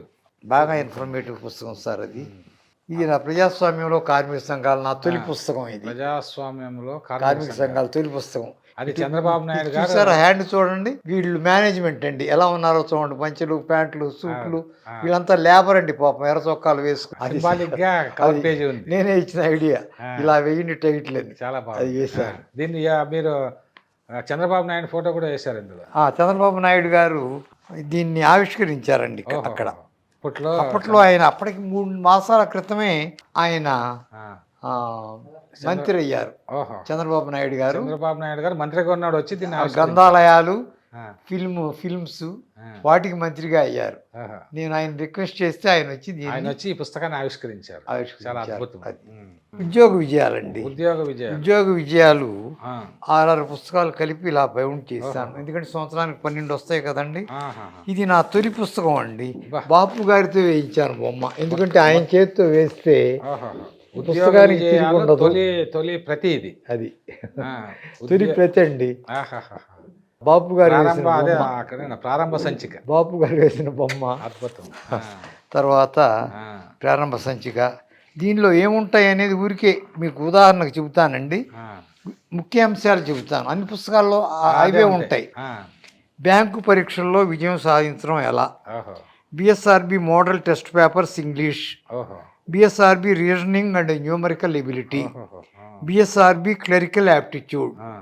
తర్వాత రాబోయే ఉద్యోగ పరీక్షలు, ఓహో. ఇంకా 3 నెలలు 4 నెలల తర్వాత ఏ పరీక్షలు జరుగుతాయి, రెడీగా ఉండండి అని తిరగడానికి. అది తర్వాత గవర్నర్స్ దేర్ రోల్, ఓహో. ఇది రాజ్యాంగానికి సంబంధించింది. సంబంధించి. తర్వాత ఏపీపీఎస్సి స్టడీ మెటీరియల్, ఓహో. మన స్టేట్కి సంబంధించిన ఉద్యోగాలకు సంబంధించిన స్టడీ స్టడీ మెటీరియల్. మెటీరియల్. ఆ. ఎందుకంటే సెంటర్ వేరుగా ఉంటుంది, ఆ, స్టేట్ పరీక్షలు వేరుగా ఉంటాయి. ఓహో. ఆ. తర్వాత ఆంధ్రుల చరిత్ర సంస్కృతి, ఓహో. అది పరీక్షలో భాగమేనండి. భాగము. భారత రాజ్యాంగ రచన, ఓహో. అంబేద్కర్ గారు అసలు ఎలా రచన చేశారు ఏమిటి, అందులో ఉండే ఆర్టికల్స్ ఏంటి, వాటికి అవగాహన, వాటిపైన. రెసిడెన్షియల్ కళాశాల ప్రవేశ పరీక్ష వివరాలు. ఓహో. ఆ. రెసిడెన్షియల్ 10th అయిన తర్వాత రెసిడెన్షియల్ కాలేజీలో చేరాలనుకున్నారు అనుకోండి, ఆ వివరాలు ఎలా తిరగడానికి అందరికీ. అవును. జనరల్ ఇంగ్లీష్, ఆ. Latest who is who, general knowledge అండి. దెన్ అమెరికా ఎలా వెళ్ళాలి, ఆహా. ఇంపార్టెంట్ ఈవెంట్స్ ఇన్ 1988, ఎందుకంటే ఇది 1989 మార్చిదండి, ఓహో. అందుకని 1988లో ఉన్నటువంటి ఇంపార్టెంట్ ఈవెంట్స్ ఓహో. చెప్పుకోండి చూద్దాం ఆ. అనేది వాళ్ళకి వచ్చిన టెస్ట్ లాగా కంటెంట్సే ఇచ్చేవాడిని, అద్భుతంగా ఉన్నాయి గిఫ్ట్ ఇచ్చేవాడిని. ఆ రోజుల్లో. సో ఉపయోగపడేవి చాలా వెరైటీ. ఆ. చాలా మంది అండి, చాలా పెద్దవారు చూసి అసలు ఇలాంటి పుస్తకం తెలుగులో వచ్చింది ఎవరికి ఐడియా రాలేదు, ఆ. ద ఫస్ట్ వన్ ఆ. అనుకోవడం, వాళ్ళు అనుకున్న విధంగా 1,35,000 పోవడం, 1,30,000 వరకు నా వెళ్ళాయి. అదృష్టం అండి. ఓకే. ఇది కూడా ఉద్యోగ విజయాలేనండి. ఉద్యోగ విజయాలే. అదే వాటన్నిటిని భద్రపరిచారు. వీటన్నిటిని ఆ. అన్ని భద్రపరచలేకపోయాను, కొన్ని సగం భద్రపరిచారు. పోయి ఉంటాయి, సగం ఉంటాయండి. తర్వాత మీకు సిరివెన్నెల అని ఒకటి పెట్టారు కదా. సిరియల్ని పెట్టాను, చెబుతాను సార్ మీకు. ఈ పుస్తకం ఉద్యోగ విజయాలు, దీనిలో 6 8 పుస్తకాలు ఉంటాయి. ఆ. ఆ పుస్తకాలు ఎవరి దగ్గరన్నా ఉండి ఆ, ఉద్యోగాలకు పరీక్షలకు రాస్తున్నారనుకోండి, ఆ, ఇది ఏనాటివో కదా ఆ, అని అనుకోవడానికి వీల్లేదండి. ఆ, దీనిలో ఉన్నటువంటి ఇంగ్లీష్, ఆ, ఎరిథమెటిక్ ఆ. రీజనింగ్. పనికి వస్తాయి. రీజనింగ్ వాటిలో మార్పు ఉండదు. అవును. 30 ఏళ్ల క్రితం అయినా అవే రీజనింగ్లు, ఇప్పుడైనా అవే రీజనింగ్లు. అవి ఇలాంటి పుస్తకం ఉంటే అట్లా చాలామంది పుస్తకాలు తీసుకెళ్లారు తీసుకెళ్ళి వాళ్ళ పిల్లల కోసం. అవును. తీసుకెళ్లారు, మళ్ళీ ఇవ్వాల ఆయన బైండింగ్లు కూడా చేసుకుని పెట్టుకున్నారు చాలా పెట్టుకున్న మంది. అయినా తీసుకెళ్లారు, అవును. ఇవ్వాల ఆ, మిగిలిన నాయకు ఉంచుకున్నా. ఆ. ఇది ఉద్యోగ విజయాల తర్వాత మళ్ళీ ఈ సిరివెన్నెల అనే మ్యాగజైన్ పెట్టారు కదా. అవునండి, సిరివెన్నెల అనే మ్యాగజైన్ పెట్టారండి. అది ఎందుకు పెట్టాల్సి వచ్చింది? ఇది పెట్టడానికి స్ఫూర్తి స్వాతి అండి. ఓహో. స్వాతి బలరాం గారు నాకు మంచి మిత్రులు, ఆ, చాలా బాగా చేస్తున్నారు, ఆ. చాలా మంచి కథలు ఆ. చాలా బాగా ఇస్తున్నారు. ఆ స్వాతి కంటెంట్ వేరే స్వాతి కంటెంట్స్ లాగానే ఉంచాం మా దానిలో కూడా. ఫస్ట్ లో అసలు ఉద్యోగార్థులకు సంబంధించిన విషయాలు ఉండవు, సంబంధం లేదు. సిరివెన్నెల కథలు ఉండేవి, ఓహో. సీరియల్స్ ఉండేవి, ఆ. రెండో మూడో ఉండేవి. ఆ. ఈయన అంటే సాహిత్యానికి సంబంధించి ఒక పత్రికను పెట్టారు. ఒకటి పెట్టి చూద్దాము ఆ. దానిలాగా అనుకున్నానండి. ఆ. పురాణ పండ రంగనాథ్ గారిని ఆహా. దీనికి ఎడిటర్గా పెట్టాను. ఆ. నేనేమో చీఫ్ ఎడిటర్ని. ఓహో. ఈ పుస్తకాన్ని ఆ. 7 మాసాల పాటు రన్ చేసామండి. ఆహా. తర్వాత ఇదే రకమైనటువంటి పుస్తకం ఒకటి హైదరాబాద్ నుంచి వచ్చింది. ఓహో. ఆ. సో వాళ్ళకి నష్టం వస్తుంది, మాకు నష్టం వస్తుంది. సరే, ఎందుకు నష్టపడడం, ఆ. ఉద్యోగాల్లో సంపాదించుకున్నదంతా అంతా దీనిలో దీనికి పెట్టడం అనే పెట్టారు. ఉద్దేశంతో ఆ. ఏం చేశానంటే ఆ. సిరివెన్నెలను కూడా చిన్న ఉద్యోగ విజయాలు చేద్దాం అన్న ఓహో. ఆలోచన వచ్చింది. ఓహో. ఉద్యోగ విజయాల్లో ఇస్తున్నటువంటి విషయాలనే ఆ. ఈ చిన్న సైజులో, ఆహా. హాఫ్ సైజులో తెచ్చి ఆ. కంటెంట్స్ కూడా అవే ఉంటాయి. ఈ కథలో గిథలో ఏమి ఉండవండి. ఆహా. ఈ లోపల పేజీల్లో చూడండి ఏముంటాయంటే ఆ. సిరివెన్నెల సమాధానాలు, ఆహా. క్యాలెండర్ కబుర్లు, ఆ. జయప్రకాష్తో ఇంటర్వ్యూ, ఆ. సైన్స్ ధారావాహిక ప్రశ్నలు, ఆహా. మన ప్రధానులు, ఆ. సివిల్ సర్వీసెస్ జనరల్ స్టడీస్, ఓహో. 10వ తరగతి ఇంగ్లీష్ పేపర్, ఆ. బోర్న్విటా క్విజ్, ఆ. ఐక్యరాజ్య సమితి, ఆ. హేలీ కబుర్లు, ఆ. మన శాస్త్రవేత్తలు, ఆ. క్యూబ్ రూట్, ఇబన్ బతూతా, ఆ. ఆశావాదం, ఉమ్. సిహనౌక్ అంటే కొద్దిగా అన్ని చేంజ్ చేశారు. చేంజ్ చేసి జనరల్ నాలెడ్జ్ జనరల్ నాలెడ్జ్. చాలా బాగా పనికి వచ్చేవి. ఆ. చిన్న 10వ తరగతి, ఆ. 9వ తరగతి, 8వ తరగతి పిల్లలకు కూడా ఉపయోగపడే విధంగా అదే ఉండేలా షేప్ చేసామండి. మొత్తం దాన్ని మార్చేశారు. ఇది కూడా బాగానే వెళ్ళింది సార్. సిరివెన్నెల కూడా ఆ. అలాగే బౌండ్లు చేయించి పెట్టాను, ఆ. వాళ్ళకి చాలా ఉపయోగపడింది. ఆ. ఇంకా ఈ బ్యాంకింగ్ వీటికి సంబంధించి రైల్వేలు బ్యాంక్ సంబంధించి చాలా మ్యాగజైన్స్ తెచ్చారు కదా, అవునండి, స్పెషల్స్. ఇవి ఏమిటంటేనండి, తర్వాత నాకు ఆలోచన వచ్చింది. ఆ. ఇలా ఉద్యోగ విజయాలు పబ్లిష్ చేస్తున్నాం, సిరివెన్నెల పబ్లిష్ చేస్తున్నాం, ఆ. ఏదన్నా బ్యాంకు పరీక్షలు రాసేటటువంటి వాడికి ఆ. మిగతా ఏదో ఇన్కమ్ ట్యాక్స్ ఇన్స్పెక్టర్స్ ఏం అవసరం ఉండదు కదా, సాధారణంగా అవును. ఏవో కొన్ని కలుస్తాయి తప్ప. ఆ. అందుచేత ఆ పరీక్షకి ఎక్స్క్లూజివ్గా ఆహా. కావలసిన మెటీరియల్ని రాసి ఆ. ఒక పుస్తకం వేద్దాం ఆ. అన్న ఉద్దేశంతో ఆ. ఇలా మొదలెట్టానండి. బిఎస్ఆర్బి. ఓహో. బిఎస్ఆర్బి అంటే banking services recruitment board. Board. ఓహో. బ్యాంకు ఉద్యోగాలకు జరిగేటువంటి మోడల్ పరీక్షలకి పేపర్స్. ఆ. కావలసినటువంటి పుస్తకం. ఆ. ఇలా పుస్తకాలు వేస్తే ఎంత పోయేవండి, ఎలా ఆ కొనుక్కునేవారండి. రోజుల్లో చాలా మంది చాలా ఇవాళ బ్యాంక్ ఆఫీసర్స్ అయినారంటే అది మీ వల్లనే. బ్యాంకు సర్వీసులకు విజ్ఞాన సర్వస్వం. విజ్ఞాన సర్వస్వం. బ్యాంకులో క్లర్క్లు అయినా అంతే సార్. వాళ్ళు వాళ్ళు ఉన్నారు కదా ఆఫీసర్స్, తర్వాత బ్యాంక్ ఆఫీసర్స్. రైల్వే ఉద్యోగాలు చాలా రకాలు ఉంటాయి, ఆ. చాలా ఉద్యోగాలు ఉంటాయి. ఆ. రైల్వే రిక్రూట్మెంట్ బోర్డ్ ఆ. ఓహో. పరీక్షలకి ఈ పుస్తకం వేసాం, మోడల్ పేపర్స్ అని. ఆ. Railway recruitment board model papers ఆ. అని ఈ పుస్తకాన్ని వేసి తీసుకురావడం రైల్వేలో జరిగిందండి. చాలా మందిని చేర్చారు. చాలా మంది అండి, చాలా మంది. అసలు వేలాది మంది. నేను వేలాది మంది, వేల మంది అంటే నేను ఒప్పుకోను. ఎందుకంటే వేలాది మంది. ఈ పుస్తకాలు చదివి ఆ. ఉద్యోగాలు తెచ్చుకున్న వాళ్ళు ఎందరో చెప్పలేము. అవును. ఒకసారి ఎందుకంటే ఆ రోజుల్లో ఈ ఉద్యోగాలు ఎలా ఉంటాయి, మోడల్ పేపర్స్ ఎలా ఉంటాయి, మెటీరియల్ ఎలా ఉంటాయి చాలా మంది తెలియదు. మీ వల్లనే అందరికీ వెలుగులోకి వచ్చింది. అవునండి, పరీక్షలు జరిగిన తర్వాత అండి ఆ. కొన్ని సందర్భాల్లో కనీసం 7-8 సందర్భాలన్నా ఉండుంటాయి అవి. ఆ. పిల్లలు ఏమి రాసేవాళ్ళు అంటే, నిన్న పరీక్ష రాసి వచ్చామండి మేము, ఆ. సుభాష్ గారు ఆ. మీరే పరీక్ష పేపర్ సెట్ చేశారా అనేంత. అని నాకు ఉత్తరం రాసేవాళ్ళు. ఓహో. అంటే ఆ. మీరు రాసిన పుస్తకాల్లో ఉన్న మ్యాటరే అక్కడ వచ్చింది. ఆహా. మేము ఎంత అదృష్టవంతులం ఇంకా అని అంతకన్నా చాలా తృప్తితో ఆనందంతో రాశారండి. ఇది ఉద్యోగ విజయాలు banks clerical examination, bank clerical examination వాళ్ళ కోసం ఎక్స్క్లూజివ్ బుక్ అండి. ఇది సబ్ ఇన్స్పెక్టర్స్ పుస్తకం అండి. APPSC group 2 sub inspectors. Sub ఇన్స్పెక్టర్స్కి వాళ్ళకి అవగాహన లేదు పరీక్ష గురించి పాపం. అందుకోసం ఇది చేస్తూ వాళ్ళు ఫిజికల్గా కొన్ని చేయాలి. ఆ పరుగు తీయడము, ఇలా జంపు, ఐ జంపు అలా ఉంటాయి కదండి. అవి కూడా స్టేడియంకి తీసుకెళ్ళి తెల్లవారుజామున చేయించేవాళ్ళం. అది కూడా రిక్రూట్ అయ్యి మా దగ్గరికి వచ్చినటువంటి వాళ్ళని అది కూడా చేయించేవాళ్ళం శారీరక దారుఢ్య పరీక్షలకి ఫిట్ అవ్వడానికి. ఇది బిఎస్ఆర్బి మోడల్ పేపర్స్ అండి. ఓ 15-20 మోడల్ పేపర్స్ ఇచ్చి పుస్తకం వేసి చాలా చాలా కృషి చేశారు గురువు గారు. చాలా కృషి చేశానండి. ఇది గ్రూప్ 2 బిఎస్ఆర్బి అండి. గ్రూప్ 2 బిఎస్ఆర్బి పుస్తకం ఇది. అంటే మీరు ఈ అనేక రకాలైన ఉద్యోగాలన్నిటికీ మెటీరియల్ అందించాను నిరుద్యోగులకి. అవునండి. ఇది లాసెట్ డిఎస్సి కూడా లా చదవాలనుకునే వాళ్ళు లాసెట్ అనే పరీక్ష రాయాలి. ఈ డిఎస్సి అనేవాళ్ళు ఈ టీచర్ పోస్టులు ఉన్నాయి చూసారా, అది రాయాలి. వాళ్ళకి ఉపయోగపడేటువంటి పుస్తకం ఇది. ఇవన్నిటికీ అంటే ఇవాళ జరుగుతున్న ఈ ఉద్యోగాల ఇప్పుడు డిఎస్సి కానీ లా సెట్ కానీ వీటన్నిటికీ ఆ రోజుల్లోనే మీరు బీజాలు వేశారండి. ఇదేమో VCA, MCA, POs, EdCET, civil services వాళ్ళకి పనికొచ్చే విధంగా ఇది వేసాం. గురువు గారు, ఈ పుస్తకాలన్నీ మీరు రాయడంతో పాటు ఇంకా విదేశాలకు వెళ్ళేటువంటి వాళ్ళు కూడా కొన్ని పుస్తకాలు రాశారు. విదేశాలకు వెళ్ళేటువంటి వాళ్ళు కొన్ని స్పెషల్స్ అనేకమైన సబ్జెక్టులు రాశారు. వాటి గురించి కాస్త వివరించండి. పుస్తకాలు రాయడమే కాకుండానండి, అమెరికాలో చదువుకోవడానికి కావలసినటువంటి సాధన సంపత్తులు ఏమిటి, అసలు అక్కడ చదువు ఎలా ఉంటుంది, మన చదువు ఎలా ఉంటుంది, అక్కడ ఏం లభిస్తాయి, అవన్నీ తిరగడానికి ఇలాంటి వేసాం. తర్వాత లా సెట్ ఇది నేను రాసిన పుస్తకం అండి, కానీ నేను వేయలా. ఇది వేరే విక్రమ్ పబ్లిషర్స్ వేశారండి.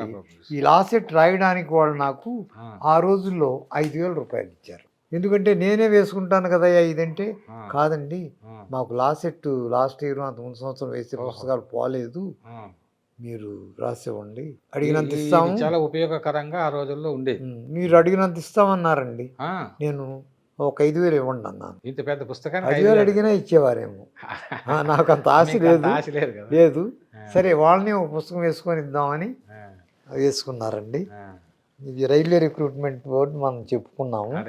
ఇది ఇంకో రకమైనటువంటి రైల్వే పరీక్షలకి. ఇది లా సెట్. ఈ కమ్మ వైభవం వినే ఉంటారు. ఈ పాప మా మనవరాలండి. ఈ పాప చాలా ప్రతిభతో 100% ఆలూరి శ్రేయ ఆ పాప అండి. ఇప్పుడు మంచి ఉద్యోగంలో ఉంది. ఇప్పుడు బాబేమో చాలా మంచి ఉద్యోగంలో ఉన్నాడు. తర్వాత భారత రాజ్యాంగం మీద ఒక పుస్తకం ప్రత్యేకంగా రాశానండి. భారత రాజ్యాంగం. ఇవే కాకుండానండి తల్లిదండ్రులకి అంటే మోరల్ ఎడ్యుకేషన్ పైన కూడా రాశారు. తల్లిదండ్రులకి అసలు 10th చదివితే ఏమున్నాయి, ఇంటర్ చదివితే ఏమున్నాయి, డిగ్రీ చదివితే ఏమున్నాయి అని తెలియడానికి ఉద్యోగదర్శిని, పట్టభద్రులకు ఉద్యోగ వివరాలు, ఉన్నత విద్యాదర్శిని, మేనేజ్మెంట్ కంప్యూటర్. తర్వాత ఇది ఉన్నత విద్యాదర్శిని సైన్స్ ఎడ్యుకేషన్ గ్రూప్లో, ఉన్నత విద్యాదర్శిని సైన్స్ ఎడ్యుకేషన్ గ్రూప్ వాళ్ళకి కావాల్సిన సమాచారం అంతా వీటిలో ఇచ్చాం సపరేట్గా. ఇది ఉన్నత విద్యాదర్శిని ఆర్ట్స్ కామర్స్ గ్రూపులకు, ఆ గ్రూపులు వాళ్ళకి పనికొచ్చే ఇన్ఫర్మేషన్ అంతా ఇక్కడ ఇచ్చాం. ఇది ఉన్నత విద్యాదర్శిని సైన్స్ అండ్ ఎడ్యుకేషన్ గ్రూప్లో, సైన్స్ అండ్ ఎడ్యుకేషన్ ప్రతి దాన్ని విడిగా తీసుకురండి. జనరల్ నాలెడ్జ్ కోసం విడిగా ఒక పుస్తకం వేసాం మామూలుగా. ఇది ప్రతి 2 నెలలకు విజ్ఞాన సర్వస్వం అని రాశారు. అంతేనండి, ప్రతి 2 నెలలకి ఒక పుస్తకం వేసేవాళ్ళం ఇలాంటివి. Very good. తర్వాత గ్రూప్ 3 అంటే మామూలుగా విలేజ్ ఆఫీసర్స్ ఇలాంటివి ఉంటాయి చూసారా, ఆ పరీక్షలకు ప్రత్యేక సంచిక కోసం గ్రూప్ పరీక్షలు ఇది రాసాం. తర్వాత గ్రూప్ 2B. ఆ, గ్రూప్ 2Bలో ఆ, ఈ పుస్తకం ఆ. పిల్లలకి ఎంత హెల్ప్ చేసిందోనండి. ఈ చిన్ని పుస్తకం అండి. ఓహో. నిజంగా గ్రూప్ 2Bకి ఎంతమంది సెలెక్ట్ అయ్యారో ఆ. నేను చెప్పలేనండి. దీని ఖరీదు 20 రూపాయలు అబ్బా అబ్బా అబ్బా అబ్బా. కేవలం 20 రూపాయల పుస్తకంతో పుస్తకం. దీనిలో కొన్ని వేల మొత్తం మందికి అండి. ఉద్యోగాలు Yes, వచ్చాయి. yes. దీనిలో వెరీ గుడ్, వెరీ గుడ్. ఇది జనరల్ సైన్స్ అండి. ఇది మా పబ్లికేషన్సే, నీలిమా పబ్లికేషన్స్ మాది. పురాణపండ రంగనాథ్ గారు రాశారు. General science Neelima public, Neelima publications మాది. పురాణపండ రంగనాథ్ గారు మా ఎడిటర్ సిరివెన్నెలకి. ఆయన రాసిన పుస్తకం ఇది. గ్రామీణ బ్యాంకులకని గ్రామీణ బ్యాంకులు ఇప్పుడు గ్రామీణ బ్యాంక్ పెట్టారు.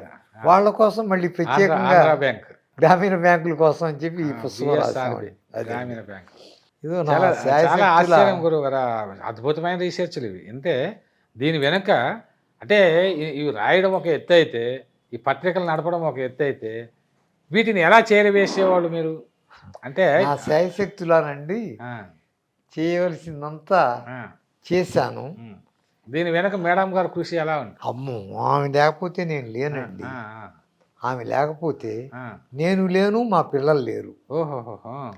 అసలు మా పిల్లల్ని కానీ మా గ్రాండ్ చిల్డ్రన్ కానీ ఆ విధంగా ఆవిడ పుస్తకాలు అంటే మీరు మాకు మ్యాగజైన్స్, పుస్తకాలు, ఈ వర్క్లో ఆమె కూడా ఇన్వాల్వ్ అయ్యేదండి. ఈవెన్ అకౌంట్స్లో కూడా ఇన్వాల్వ్ అయ్యేది. అకౌంట్స్లో కూడా ఆవిడ దేనికి ఎంత అయింది, అది ఎలా అయింది, ఇది ఎలా అయింది, ఎక్కడన్నా ఫ్రాడ్ జరిగిందా, ఇలాంటివి చూస్తూ ఉండేది. నాకు టైం ఉండేది కాదు. ఆమెనండి, ఆమె నాకు సర్వస్వం. ఒక పక్కన ఆమె సంసారము, పిల్లలు చూసుకుంటూ చదివించుకుంటూ చూసుకుంటూ పిల్లలు భర్తకు చేదోడు వాదోడుగా ఉండేది ఆమె. పిల్లల్ని బాగా. పిల్లలు ఎంతమంది గురువు గారు? నాకు 2 అబ్బాయిలండి. మా 2 అబ్బాయిలు కూడా నేను చాలా గర్వంగా చెప్పుకుంటున్నాను. ఇంటర్నేషనల్ ఖ్యాతిని పొందినటువంటి వాళ్ళు. ఓహో. మా పెద్ద అబ్బాయి Aluru Narayanarao nano technology professor అండి. ఆయన అమెరికా వెళ్ళి 32 సంవత్సరాలు 33 సంవత్సరాలు అయింది. అక్కడ ప్రొఫెసర్గా చేస్తున్నారు. ఈ సముద్రపు ఉప్పు నీటిని మంచినీరుగా మార్చే విధానం ఏమిటో ఆయన కనుగొన్నారు. ఆ రోజుల్లో ఒబామా గారు కూడా ఆయన్ని ప్రశంసించారు. రెండో అబ్బాయి ఏమో డాక్టర్ రవికుమార్. ఆయన ఈ కిమ్స్ మన హైదరాబాద్లో ఉన్న మన కొండాపూరు, గచ్చిబౌలి హాస్పిటల్స్కి ఆయనే హెడ్. Director of cardiology. గుండెకి స్టెంట్స్ వేయడంలో నేను మా అబ్బాయిని చెప్పుకోకూడదండి, బట్ చాలా ఇక్కడ ఈవెన్ కిరవాణి గారి మిస్సెస్ రాజమౌళి అలాంటి వాళ్ళు, IAS IPS సినీ యాక్టర్స్, అలాంటి వాళ్ళంతా ఆయన క్లయింట్స్. చాలా గొప్ప డాక్టర్ అండి నా కొడుకు. మీరు చేసిన కృషి పుణ్యము పిల్లలకి వచ్చింది. నా భార్య వాళ్ళే ఎక్కువ వచ్చింది అనుకుంటానండి నేను. ఎందుకంటే నేను ఈ పనుల్లో ఉండేవాడిని, ఆవిడ పిల్లల పెంచడం. మీరు ఎంతో మంది ఇప్పుడు గ్రామీణ ప్రాంతాల్లో ఉన్నటువంటి పేదలు, నిరుపేదలు, నిర్భాగ ఆ కుటుంబాల నుంచి ఎంతో మంది ఉద్యోగస్తులు తయారు చేశారు కదా. అవును, వాళ్ళకి ఎంతో ఆనందాన్ని ఇచ్చారు కదా. అవునండి, మీ పిల్లల రూపంలో ఆ ఆనందం మీకు తిరిగి వచ్చింది. అవునండి, వచ్చిందండి. తర్వాత అలాగే గ్రాండ్ చిల్డ్రన్, మా పెద్ద అబ్బాయికి ఒక కూతురండి. ఆ అమ్మాయి గ్రాడ్యుయేషన్ అయింది. బహుశా నెక్స్ట్ మెడిసిన్ చదువుతుందేమో. ఇప్పుడు మా చిన్నబ్బాయికి ఒక అబ్బాయి ఒక అమ్మాయి అండి. ఆ అబ్బాయి ఏమో ఇందాక మీకు చెప్పానే ట్రంప్ గారికి బాగా సన్నిహితుడైనటువంటి ఆయన కంపెనీలో చేస్తున్నాడు. చాలా మేధావి, చాలా తెలివైనటువంటి వాడు, బహు ఉత్తముడు. మనవరాలు పేరు శ్రేయ అండి, మనవడి పేరు కృష్ణ చైతన్య. ఇప్పుడు మనవరాలు కూడా అమెరికాలోనే ఉద్యోగం చేస్తుంది. అది మా కుటుంబం అండి. మొత్తానికి అద్భుతమైన కుటుంబం. మీరు అందరినీ చూస్తూ ఆనందిస్తూ ఉన్నారు. లేదు, నేను చాలా సంతోషంగా ఉన్నానండి నా పిల్లల్ని, నా గ్రాండ్ చిల్డ్రన్ని చూస్తూ. అయితే నాకు తీరని వ్యధ, బాధ అలా కూడా మీ జీవితంలో గురుగారు అదే అడుగుదాం అనుకున్నా. మీ జీవితంలో బాగా ఆనందించినటువంటి సందర్భం ఏంటి, కొంత బాధపడిన సందర్భం ఏంటి? నా జీవితంలో బాగా ఆనందించినటువంటి సందర్భాలండి, మన్మోహన్ సింగ్ గారు నన్ను 1-to-1 hotel holiday in crystal ball room దానిలో చర్చిల కోసం పిలిచారు. నేను ఎంతటి వాడిని, ఎందుకు పిలిచారంటే అలా నేను ఆడపిల్లల రిజర్వేషన్ల మీద పిహెచ్డి చేద్దామని కేరళ, గోవా, తమిళనాడు ఈ రాష్ట్రాలు తిరిగి కొంత మెటీరియల్ తీసుకున్నా. ఎన్టీ రామారావు గారి చలవ వల్ల ఆడపిల్లలకి ఆస్తిలో హక్కులు, ఉద్యోగాల్లో హక్కులు, విద్యలో హక్కులు వచ్చినాయి. మిగతా చోట్ల రాలే. అక్కడ ప్రతి సంవత్సరము ఎకనామిక్ ఎడిటర్స్ కాన్ఫరెన్స్ అని న్యూఢిల్లీలో జరుగుతుంది. నేను ఆ సంవత్సరంలో మెంబర్గా అక్కడికి వెళ్ళాను. మన్మోహన్ సింగ్ గారు మాట్లాడారు. ఇంకా చాలామంది 8-9 మంది మినిస్టర్స్ వస్తారు, మాట్లాడతారు, వెళ్తారు. కానీ మన్మోహన్ సింగ్ గారు అక్కడే కూర్చుని ఉన్నారు. అప్పుడు నేను మాట్లాడడానికి వెళ్ళాను. మాట్లాడుతూ ఈ ఆడపిల్లలు కడుపులో ఉన్నది ఆడపిల్ల అని తెలిస్తే గర్భస్రావం చేయించుకోవడం, లేకపోతే ఏదో ఒకటి చేయడం, ఇలాంటి నీచమైన పద్ధతులన్నీ కూడా ఆంధ్రప్రదేశ్తో సహా గోవాలో ఎక్కువ ఉన్నాయి. ఇంకా అదర్ స్టేట్స్లో కూడా ఎక్కువ ఉన్నాయి. తమిళనాడులో కూడా ఉన్నాయి. ఆ స్టాటిస్టిక్స్ అవి అన్నీ తీసి ఆడవాళ్ళకి 1/3 రిజర్వేషన్స్ పార్లమెంటు దగ్గర నుంచి కింద లెజిస్లేచర్స్ వరకు 1/3 రిజర్వేషన్స్ ఇవ్వాలి. పార్లమెంటు తర్వాత సివిల్ సర్వీసెస్లో కూడా వాళ్ళకు 1/3 ఇవ్వాలి. సివిల్ సర్వీసెస్లో ఇంతమంది ఐఏఎస్, ఐపీఎస్, ఐఆర్ఎస్ ఇలా ఆఫీసర్స్ ఉన్నారండి. ఎంతమంది స్త్రీలు ఉన్నారండి? ఇప్పుడు చాలా బెటర్. సంవత్సరానికి కొంచెం వాళ్ళ సంఖ్య పెరుగుతుంది. వాళ్ళకి 1/3 రిజర్వేషన్ ఇవ్వండి అని నేను మాట్లాడితే, నేను చాలాసేపు మాట్లాడాను. ఏమండి 35 నిమిషాలు అయిందండి, ఇంకా ఆపండి అని ప్రిన్సిపల్ ఇన్ఫర్మేషన్ ఆఫీసర్ నా పక్కకు వచ్చి చెప్పాడు. పిఐఓ అంటారు ఆయన. చెబితే అప్పుడు మన్మోహన్ సింగ్ గారు, he's having lot of material, let him speak అని అన్నారు ఆయన. తర్వాత ఆయనకు నమస్కారం పెట్టి ఆ రోజు రాత్రి మాట్లాడుకున్నప్పుడు ఆయన కొన్ని విషయాలు అడిగారు. వాటన్నిటికీ నేను నా దగ్గర ఉన్నంత వరకు జవాబులు చెప్పాను. మీ మెటీరియల్ అంతా నాకు ఇస్తారా, నేను దీన్ని స్టడీ చేసి బిల్లు పెట్టడానికి ప్రయత్నం చేస్తాను, తర్వాత మీకు ఈ మెటీరియల్ పంపిస్తాను అని నా దగ్గర ఉన్న మెటీరియల్ అంతా తీసుకున్నాను. తీసుకున్న నెల రోజులకేనండి ఆయన పార్లమెంట్లో ఒక బిల్ పెట్టారు. పార్లమెంట్లో బిల్ పెట్టారు. ఆ విధంగా కూడా ఆ బిల్లుని ప్రవేశపెట్టిన తర్వాత నేను పేర్లు చెప్పకూడదు, 3 స్పీకర్ ఛాంబర్ మీద పైకి ఎక్కి ఆ బిల్లుని చించేశారండి. ఆడవాళ్ళకి రిజర్వేషన్లు ఇవ్వడం ఏమిటి, దిస్ ఇస్ నాన్ సెన్స్, ఇవ్వకూడదు, దీన్ని సెలెక్ట్ కమిటీకి పంపండి అని దాన్ని ఆపేశారు. అది ఆ సెలెక్ట్ కమిటీలో అలాగే ములుగుతూ వచ్చింది. ఇటీవల కాలంలో ఓ సంవత్సరం కిందటో సంవత్సరంన్నర కిందటో ఈ గవర్నమెంట్ వచ్చిన తర్వాత పార్లమెంట్లో పాస్ చేశారు. ఇప్పుడు అందరికీ 1/3 దేశం అంతా ఉండే అవకాశం ఏర్పడింది. ఆ విధంగా అది జనానికి ఎవరికి కూడా తెలియదు, చెప్పుకోవాలని నాకు లేదు. ఎందుకంటే మన కోరిక నెరవేరింది. ఎందుకంటే మీ కోరిక నెరవేరింది. ఎంతో రీసెర్చ్ చేసి మళ్ళీ ప్రభుత్వానికి అందించారు. ఈ సందర్భంలో కారకులు అయ్యారు మీరు. ఒక రకంగా చెప్పాలంటే స్త్రీ జాతి ఈ రోజు కానీ భవిష్యత్తులో కానీ వాళ్ళందరికీ హక్కులు వచ్చాయంటే అది దానికి కారకులు పరోక్షంగా కొంతమేరకు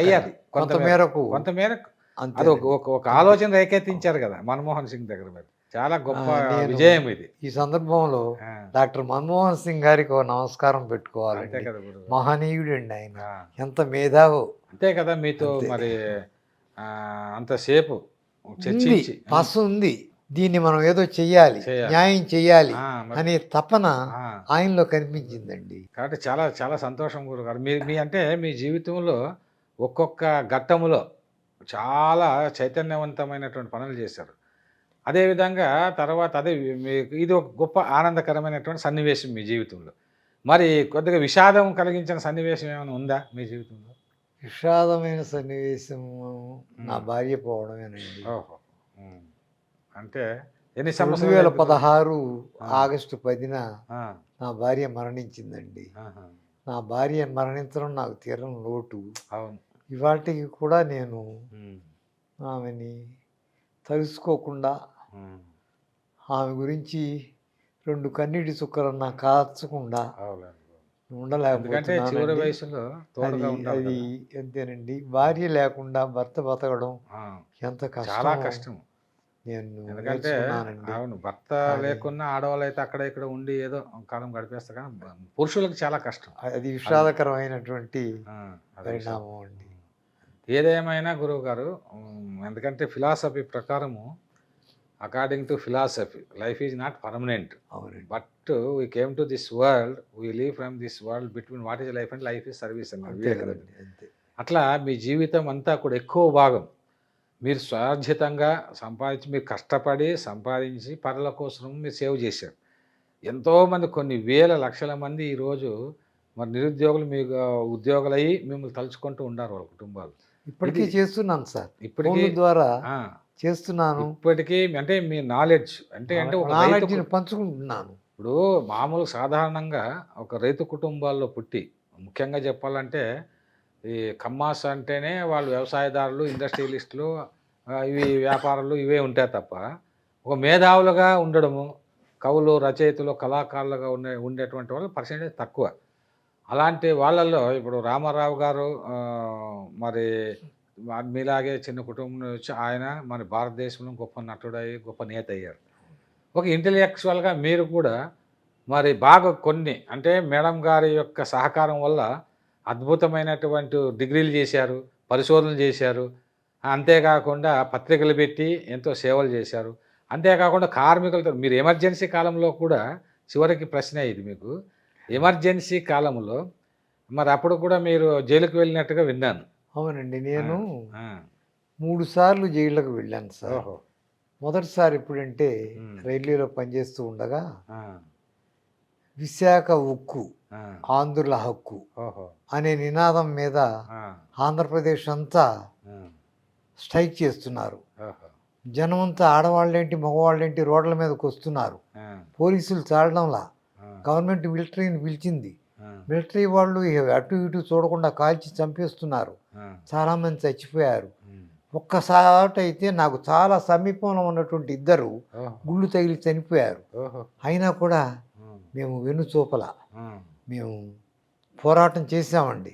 అలాంటి ఉక్కు ఫ్యాక్టరీ విశాఖపట్నానికి రావడం, అన్ని ఫ్యాక్టరీల్లోనూ విశాఖపట్నం బెస్ట్ ఫ్యాక్టరీ అనిపించుకోవడం, సంపాదన కూడా బాగా చేయడం, ఇంత జరిగినా జగన్ కాలంలో దాన్ని ప్రైవేటైజ్ చేయడానికి కేంద్రంతో నాటకం ఆడాలని చూశాడండి.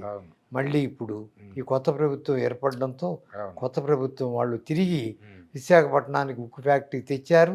దానికి కావాల్సిన ఫండ్స్ సమకూరేలా చేశారు. తర్వాత మీరు ఎమర్జెన్సీ కాలంలో ఎందుకు వెళ్ళాల్సి? ఎమర్జెన్సీ కాలంలో ఎమర్జెన్సీ అంటే దేశం ఇందిరాగాంధీకి వ్యతిరేకంగా కోర్టు జడ్జిమెంట్ ఇచ్చింది, అలహాబాద్ హైకోర్టు. ఆవిడ ఎన్నిక చెల్లదు అని. ఇందిరాగాంధీ గారండి గుడ్ అడ్మినిస్ట్రేటర్, చాలా మంచిది. కానీ ఆవిడ ఏమిటంటే ఏదైనా తనకు వ్యతిరేకంగా ఉంటే సహించలేనటువంటి సైకాలజీ ఉన్నటువంటి ఉత్తమ స్త్రీయే ఆవిడ.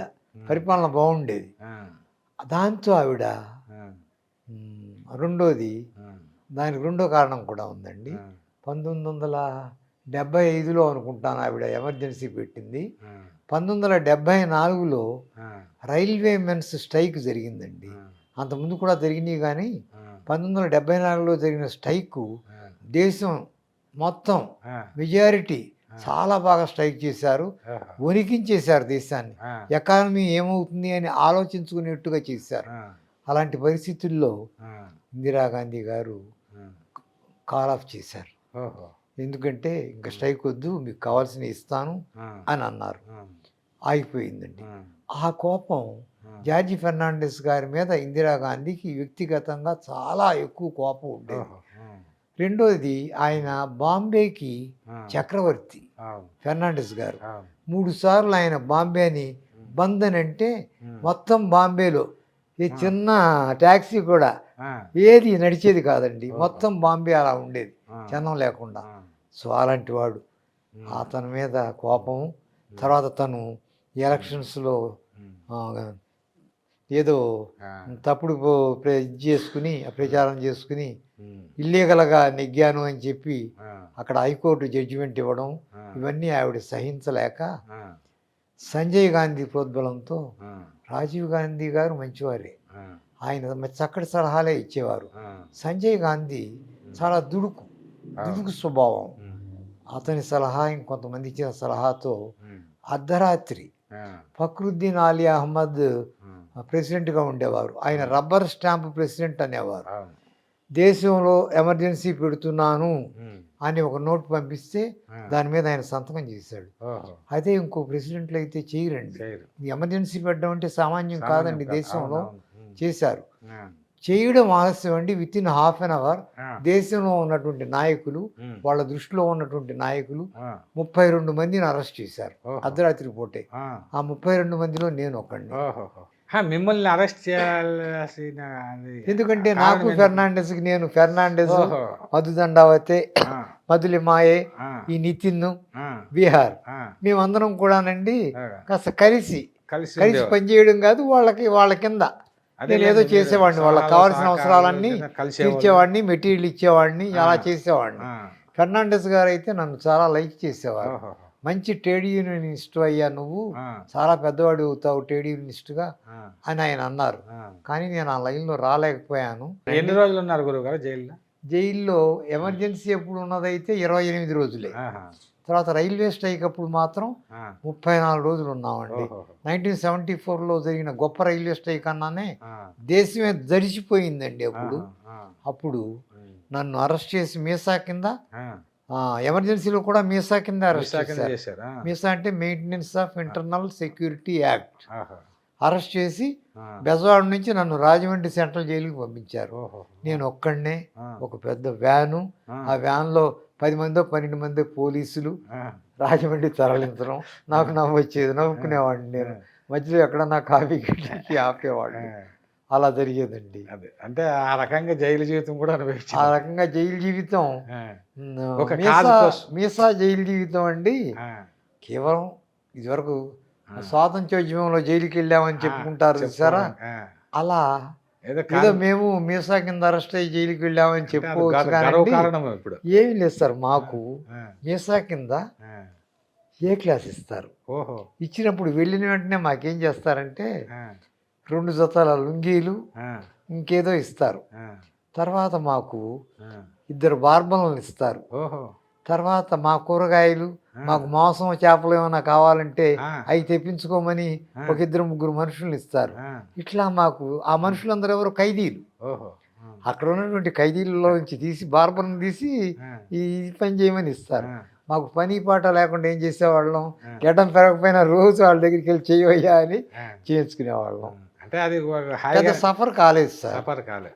మూడోది మాత్రం అండి, ఇది అన్నిటికంటే ముందు జరిగినటువంటి జైలు జీవితం విశాఖ ఉక్కు ఆంధ్ర హక్కు కాకాని వెంకటరత్నం గారండి. ఆయనకి చాలా గొప్ప పేరుండేది, ఉక్కు మనిషి అని పేరుండేది. ఆయన ఆధ్వర్యంలో జరిగింది. ఆయన్ని విజయవాడలో అరెస్ట్ చేసి సబ్ జైల్లో పెట్టారు. ఆయన కోసం అని చెప్పి మేము చెలరేగాం. మరుసటి రోజున మమ్మల్ని ఒక 5గురిని మరుసటి రోజు అరెస్ట్ చేశారు, సబ్ జైల్లో పెట్టారు. సబ్ జైల్లో చాలామంది ఉన్నారు అరెస్ట్ అయిన వాళ్ళు. ఏమి ఫెసిలిటీస్ ఉండవు. నిజంగా జైలు లైఫ్ అంటే అక్కడే చూసామండి, అంతే. రాజమండ్రి సెంట్రల్ జైల్లో మాది మీసా కదా, మేము పెద్ద ఇబ్బంది పడలేదు. నేను రాజకీయంగా లాభపడ్డా. కారణం ఏంటంటే తుమ్మల సోదరు గారు నా రూమ్మేట్. అక్కడ ఇద్దరు కలిపి ఒక రూమ్ ఇచ్చేవాళ్ళండి. రూమ్ కూడా సపరేట్, దీనిలో సగం ఉంటుంది. తుమ్మల సోదరు గారిని మీరు వినుంటారు. ఆయన సోషలిస్ట్ పార్టీ గురించి, రామ్ మనోహర్ లోహియా గారి గురించి, వాళ్ళ గురించి, అందరి గురించి చెప్పేవారు.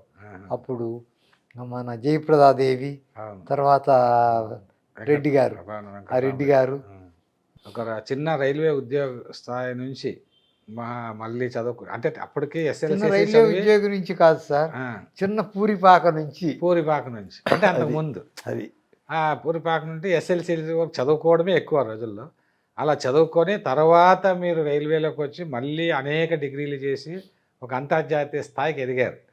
ఈ క్రమంలో మేడం గారు యొక్క ప్రోత్సాహము మీకు బాగా ఉత్సాహాన్ని నింపి పై చదువులకు వెళ్ళే విధంగా చేశారు. ఇదంతా చేసిన తర్వాత పిల్లల్ని కూడా మీరు చాలా ప్రయోజకులుగా చేశారు, అనేక పుస్తకాలు రాశారు.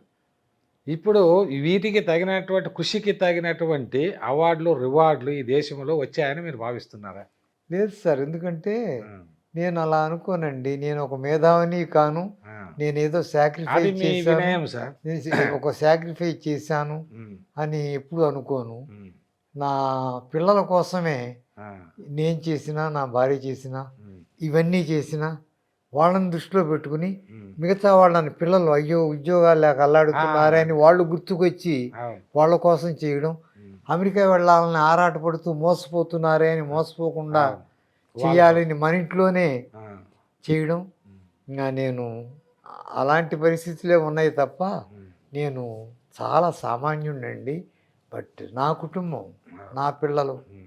నా కొడుకులు, నా అయినా మనవడు మీరు మనవరాలు అంటే మీరు మంచి స్థాయిలో ఉన్నారండి.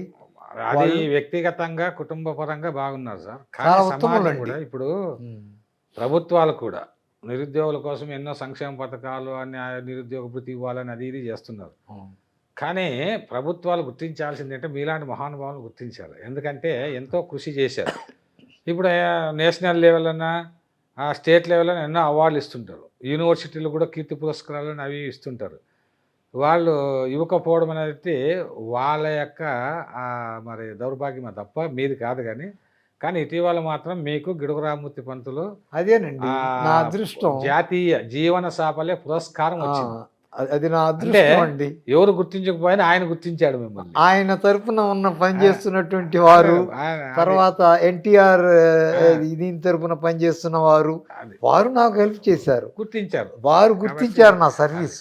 ఇంకా సార్ మీకు భవిష్యత్తులో అనేకమైన అవార్డులు రివార్డులు వస్తాయి, రావాలని కోరుకుంటూ మరి చాలాసేపు ఈ వయసులో కూడా మీరు చాలా ఉత్సాహంగా ఇంత ఇంత సమయాన్ని మాకు కేటాయించి చాలా విషయాలు తెలియజేయ. ఎందుకంటే ఇక్కడ మనము చెప్పుకోవాల్సింది ఏంటంటే తెలుగు వన్ అనేటువంటిది ఒక 25 సంవత్సరాలు డిజిటల్ మీడియాలో నంబర్ 1 మీడియా. మీలాగా ఆయన కంటంనేని రవిశంకర్ గారు అప్పట్లో ముందు చూపుతో ఆలోచించి ఈ ఛానల్ ఏర్పాటు చేశారు. మళ్ళీ ఎంతోమంది కవులు, కళాకారులు, డైరెక్టర్లు ఎంతోమంది వెళ్ళలో తెచ్చారు. ఆయన కూడా ఇప్పుడు ఏంటంటే అక్షరం అని ఒక ప్రోగ్రాం పెట్టి మీలాంటి పెద్దలు ఎంతో అనుభవం ఉన్నటువంటి వాళ్ళు ఆదర్శమూర్తుల్ని, ఫ్యూచర్ జనరేషన్ని తెలుసుకోవాలి. ఇప్పుడు ఒక జీవితం అంటే పోరాటం. కాబట్టి ఈ పోరాటము ఆ రోజుల్లో ఎటువంటి వాళ్ళు చిన్న విషయాలు కూడా ఆత్మహత్యలు చేసుకోవడము, చిన్న విషయాలు నిరాశ డీలా పడిపోవడము, ఉద్యోగం రాకపోతే నాకు ఉద్యోగమే కావాలి వేరే బతకలేని అనుకోవడము, ఇలాంటి వాళ్ళు చాలామంది ఉన్నారు. కాబట్టి మీలాంటి పెద్ద వ్యక్తుల్ని అంటే గొప్ప వ్యక్తుల్ని ఇంటర్వ్యూలు చేసి ఈ జనరేషన్కి అందిస్తే వాళ్ళలో ధైర్యం వస్తుంది, స్థైర్యం వస్తుంది. ఎలా ఒకే జీవితం అంటేనే ఇదే అనేది ఏం లేకుండా ఏ పనైనా చేసి బతకవచ్చు అనేటువంటి ఒక ఆలోచన విధానాన్ని వాళ్ళకి రేకెత్తించడం జరుగుతుంది. కాబట్టి ఆలూరు సుభాష్ బాబు గారు గొప్ప వ్యక్తి అండి. ఆయన ఇంటర్వ్యూ చేయమని చేశాను సార్. మీకు తెలిసే ఉంటుంది. కంటంనేని రవిశంకర్ గారు. రవిశంకర్ గారు నాకు తెలుసండి. ఆయనలో ఏదో నాకు ఏదో కనిపించిందండి. అదేమిటో నేను చెప్పలేను. గొప్ప ఈయన ఏదో చేస్తారు అని అనిపించింది. ఆయన వైఫ్ 2-3 సార్లు వచ్చారు నా దగ్గరికి వారి అబ్బాయిని తీసుకుని. అమెరికా దీని గురించి కూడా అడిగితే నేను ఫైనల్గా ఏం చేసామంటే ఆ అబ్బాయి చాలా తెలివైన వాడు. ఆ అబ్బాయిని వరంగల్ ఎన్ఐటీలో చేరిస్తే బాగుంటుంది అనుకుంటే బహుశా వరంగల్ ఎన్ఐటీలో చేర్చారనుకుంటాను. తర్వాత వారికి కూడా నేను ఒక ఉద్యోగ విజయాల్లో సిరివెన్నెల బుక్ ఇచ్చాను ఆ అమ్మాయికి వారికి. యూత్కి ఇంకో 2000 మందికి ఆయన హార్ట్ ఆపరేషన్ చేయించారు. చిన్న పిల్లలు అండి, 2000 మందికి. అదేమి చిన్న పిల్లలకు, చనిపోయే పిల్లలకు ఒక్కొక్కరికి 1,00,000-2 లక్షలు పెట్టి సొంత డబ్బులతో ఆయన ఆ విధంగా. ఎందుకంటే తెలుగు వన్ ఫౌండేషన్ అని ఏర్పాటు చేసి గోఖలే గారు చేసి ఉంటారు. చేసింది ఆయన, మీకు తెలిసే ఉంటుంది. ఆయన అంటే ఒక సామాజిక సేవా దృక్పథం ఉన్నటువంటి వ్యక్తి. ఆయన మీ గురించి చెప్పి మీరు ఇంటర్వ్యూ చేయమన్నారు. చేశాం సార్. చాలా సంతోషము. చాలా విషయాలు తెలియజేశారు. అదేవిధంగా మాకు నేను హరికృష్ణ గారు కూడా మంచి మిత్రులు. ఆయన కూడా మీ గురించి చెప్తూ ఉంటారు. కాబట్టి మీలాంటి ఒక ఉన్నతమైనటువంటి ఆదర్శవంతులైనటువంటి, ఎందుకంటే ప్రొఫెసర్ స్థాయికి ఎదగడం అంటే అన్ని డిగ్రీలు చేసి ఆ రోజుల్లో సామాన్యమైన విషయం కాదు. ఉద్యోగ విజయాలు కానీ, సిరివెన్నెల కానీ, పత్రికలు కానీ, ఇన్ని పుస్తకాలు రాసి ఇంతమందికి ఆదర్శంగా మీరు చిన్నవాళ్ళని మీరు అంటారు సార్. అది మీ వినయ సంపద. కానీ సామాన్యమైన విషయం కాదు. ఎందుకంటే ఇది అందరూ చేయలేని పనులు. 1,30,000 ఆ రోజుల్లో సర్క్యులేషన్ పత్రిక నడిపారంటే ఇది సామాన్య విషయం. ఎందుకంటే మేము పారిజాతం అని నడుపుతున్నాం. దానికి ఒక్కటే సార్, చాలా కష్టం పత్రికలు నడపడం. నేను మీకు అడ్డం వస్తున్నాను అనుకోకండి. దానికెల్లా ఒక్కటేనండి నేను చెప్పేది. ఇప్పుడు నేను అన్నీ చేసుకుంటూ, అవి చేసుకుంటూ, ఉద్యోగం చేసుకుంటూ, ఇంకేవో పనులు చేసుకుంటూ, పుస్తకాలు రాసుకుంటూ, పిల్లలకి కౌన్సిలింగ్ చేసుకుంటూ, యాజ్ ఎ సైకాలజిస్ట్గా నేను చేశాను అంటే నాకు నా భార్య నుంచి ఎంత హెల్ప్ లభించింది, నా కుటుంబం నుంచి నాకేదన్నా ఒక చిన్న ఇబ్బంది వచ్చింది అనుకోండి, చేయలేదు. మా పెద్ద అబ్బాయి పిలానీకి సెలెక్ట్ అయ్యి వెళ్ళిపోయాడు. Pilani is a great engineering college ఇండియాలో. పిలానీకి సెలెక్ట్ అయ్యాడు. ఒక చిన్న ఇబ్బంది వచ్చింది, చెప్పాను మీకు అప్పుడు, కాకతీయ అది. ఆ నెక్స్ట్ తర్వాత ఇంకో చిన్న ఇబ్బంది వచ్చినప్పుడు నాకు మా చిన్నబ్బాయి మంచి ర్యాంకుతో ఎంసెట్లో మెడికల్ ర్యాంకుతో విశాఖపట్నం ఆంధ్ర మెడికల్ కాలేజీలో చదివాడు. చూడండి. తర్వాత మ్యాంగ్లూరులో చాలా గొప్ప ప్రొఫెసర్ గారి దగ్గర చేసి అక్కడ గోల్డ్ మెడలిస్ట్, అక్కడ బ్యాచ్ స్పెషలిస్ట్ అండ్ ఎండి. తర్వాత డిఎంఏమో మన నిమ్స్లోనే చేశాడు. మరి ఎన్నో ఇన్వెన్షన్స్ ఆయన దీని ద్వారానే చేస్తారు. ఎంతోమంది మరి ఆయన దగ్గరికి వచ్చి ఇలా ప్రకృతి వాళ్ళు నా వెనక ఉండబట్టే నేను ఇలా చేయగలిగాను సార్. కానీ పిల్లలు కానీ సహకారం భగవంతుడు అనేక రూపాల్లో సహకరిస్తారన్నట్టుగా భగవంతుడు పరిపూర్ణమైనటువంటి జీవితాన్ని ఇచ్చాడు. మీకు పరిపూర్ణమైన ఆయుష్ ఇచ్చి ఇంకా అనేక అవార్డులు రివార్డులు పొంది ఆనందంగా జీవించాలని నేను కోరుకుంటూ ఈ అనేక విషయాలు తెలియజేసినందుకు మరొకసారి ధన్యవాదాలు. సంతోషం అండి. నమస్కారం అండి. ఇదండి ఈ వారం అక్షరం కార్యక్రమంలో ముఖాముఖి. వచ్చే వారం మరొక రచయిత గొప్ప వ్యక్తితో కలిసి ముఖాముఖి కొనసాగిద్దాం. అంతవరకు సెలవు.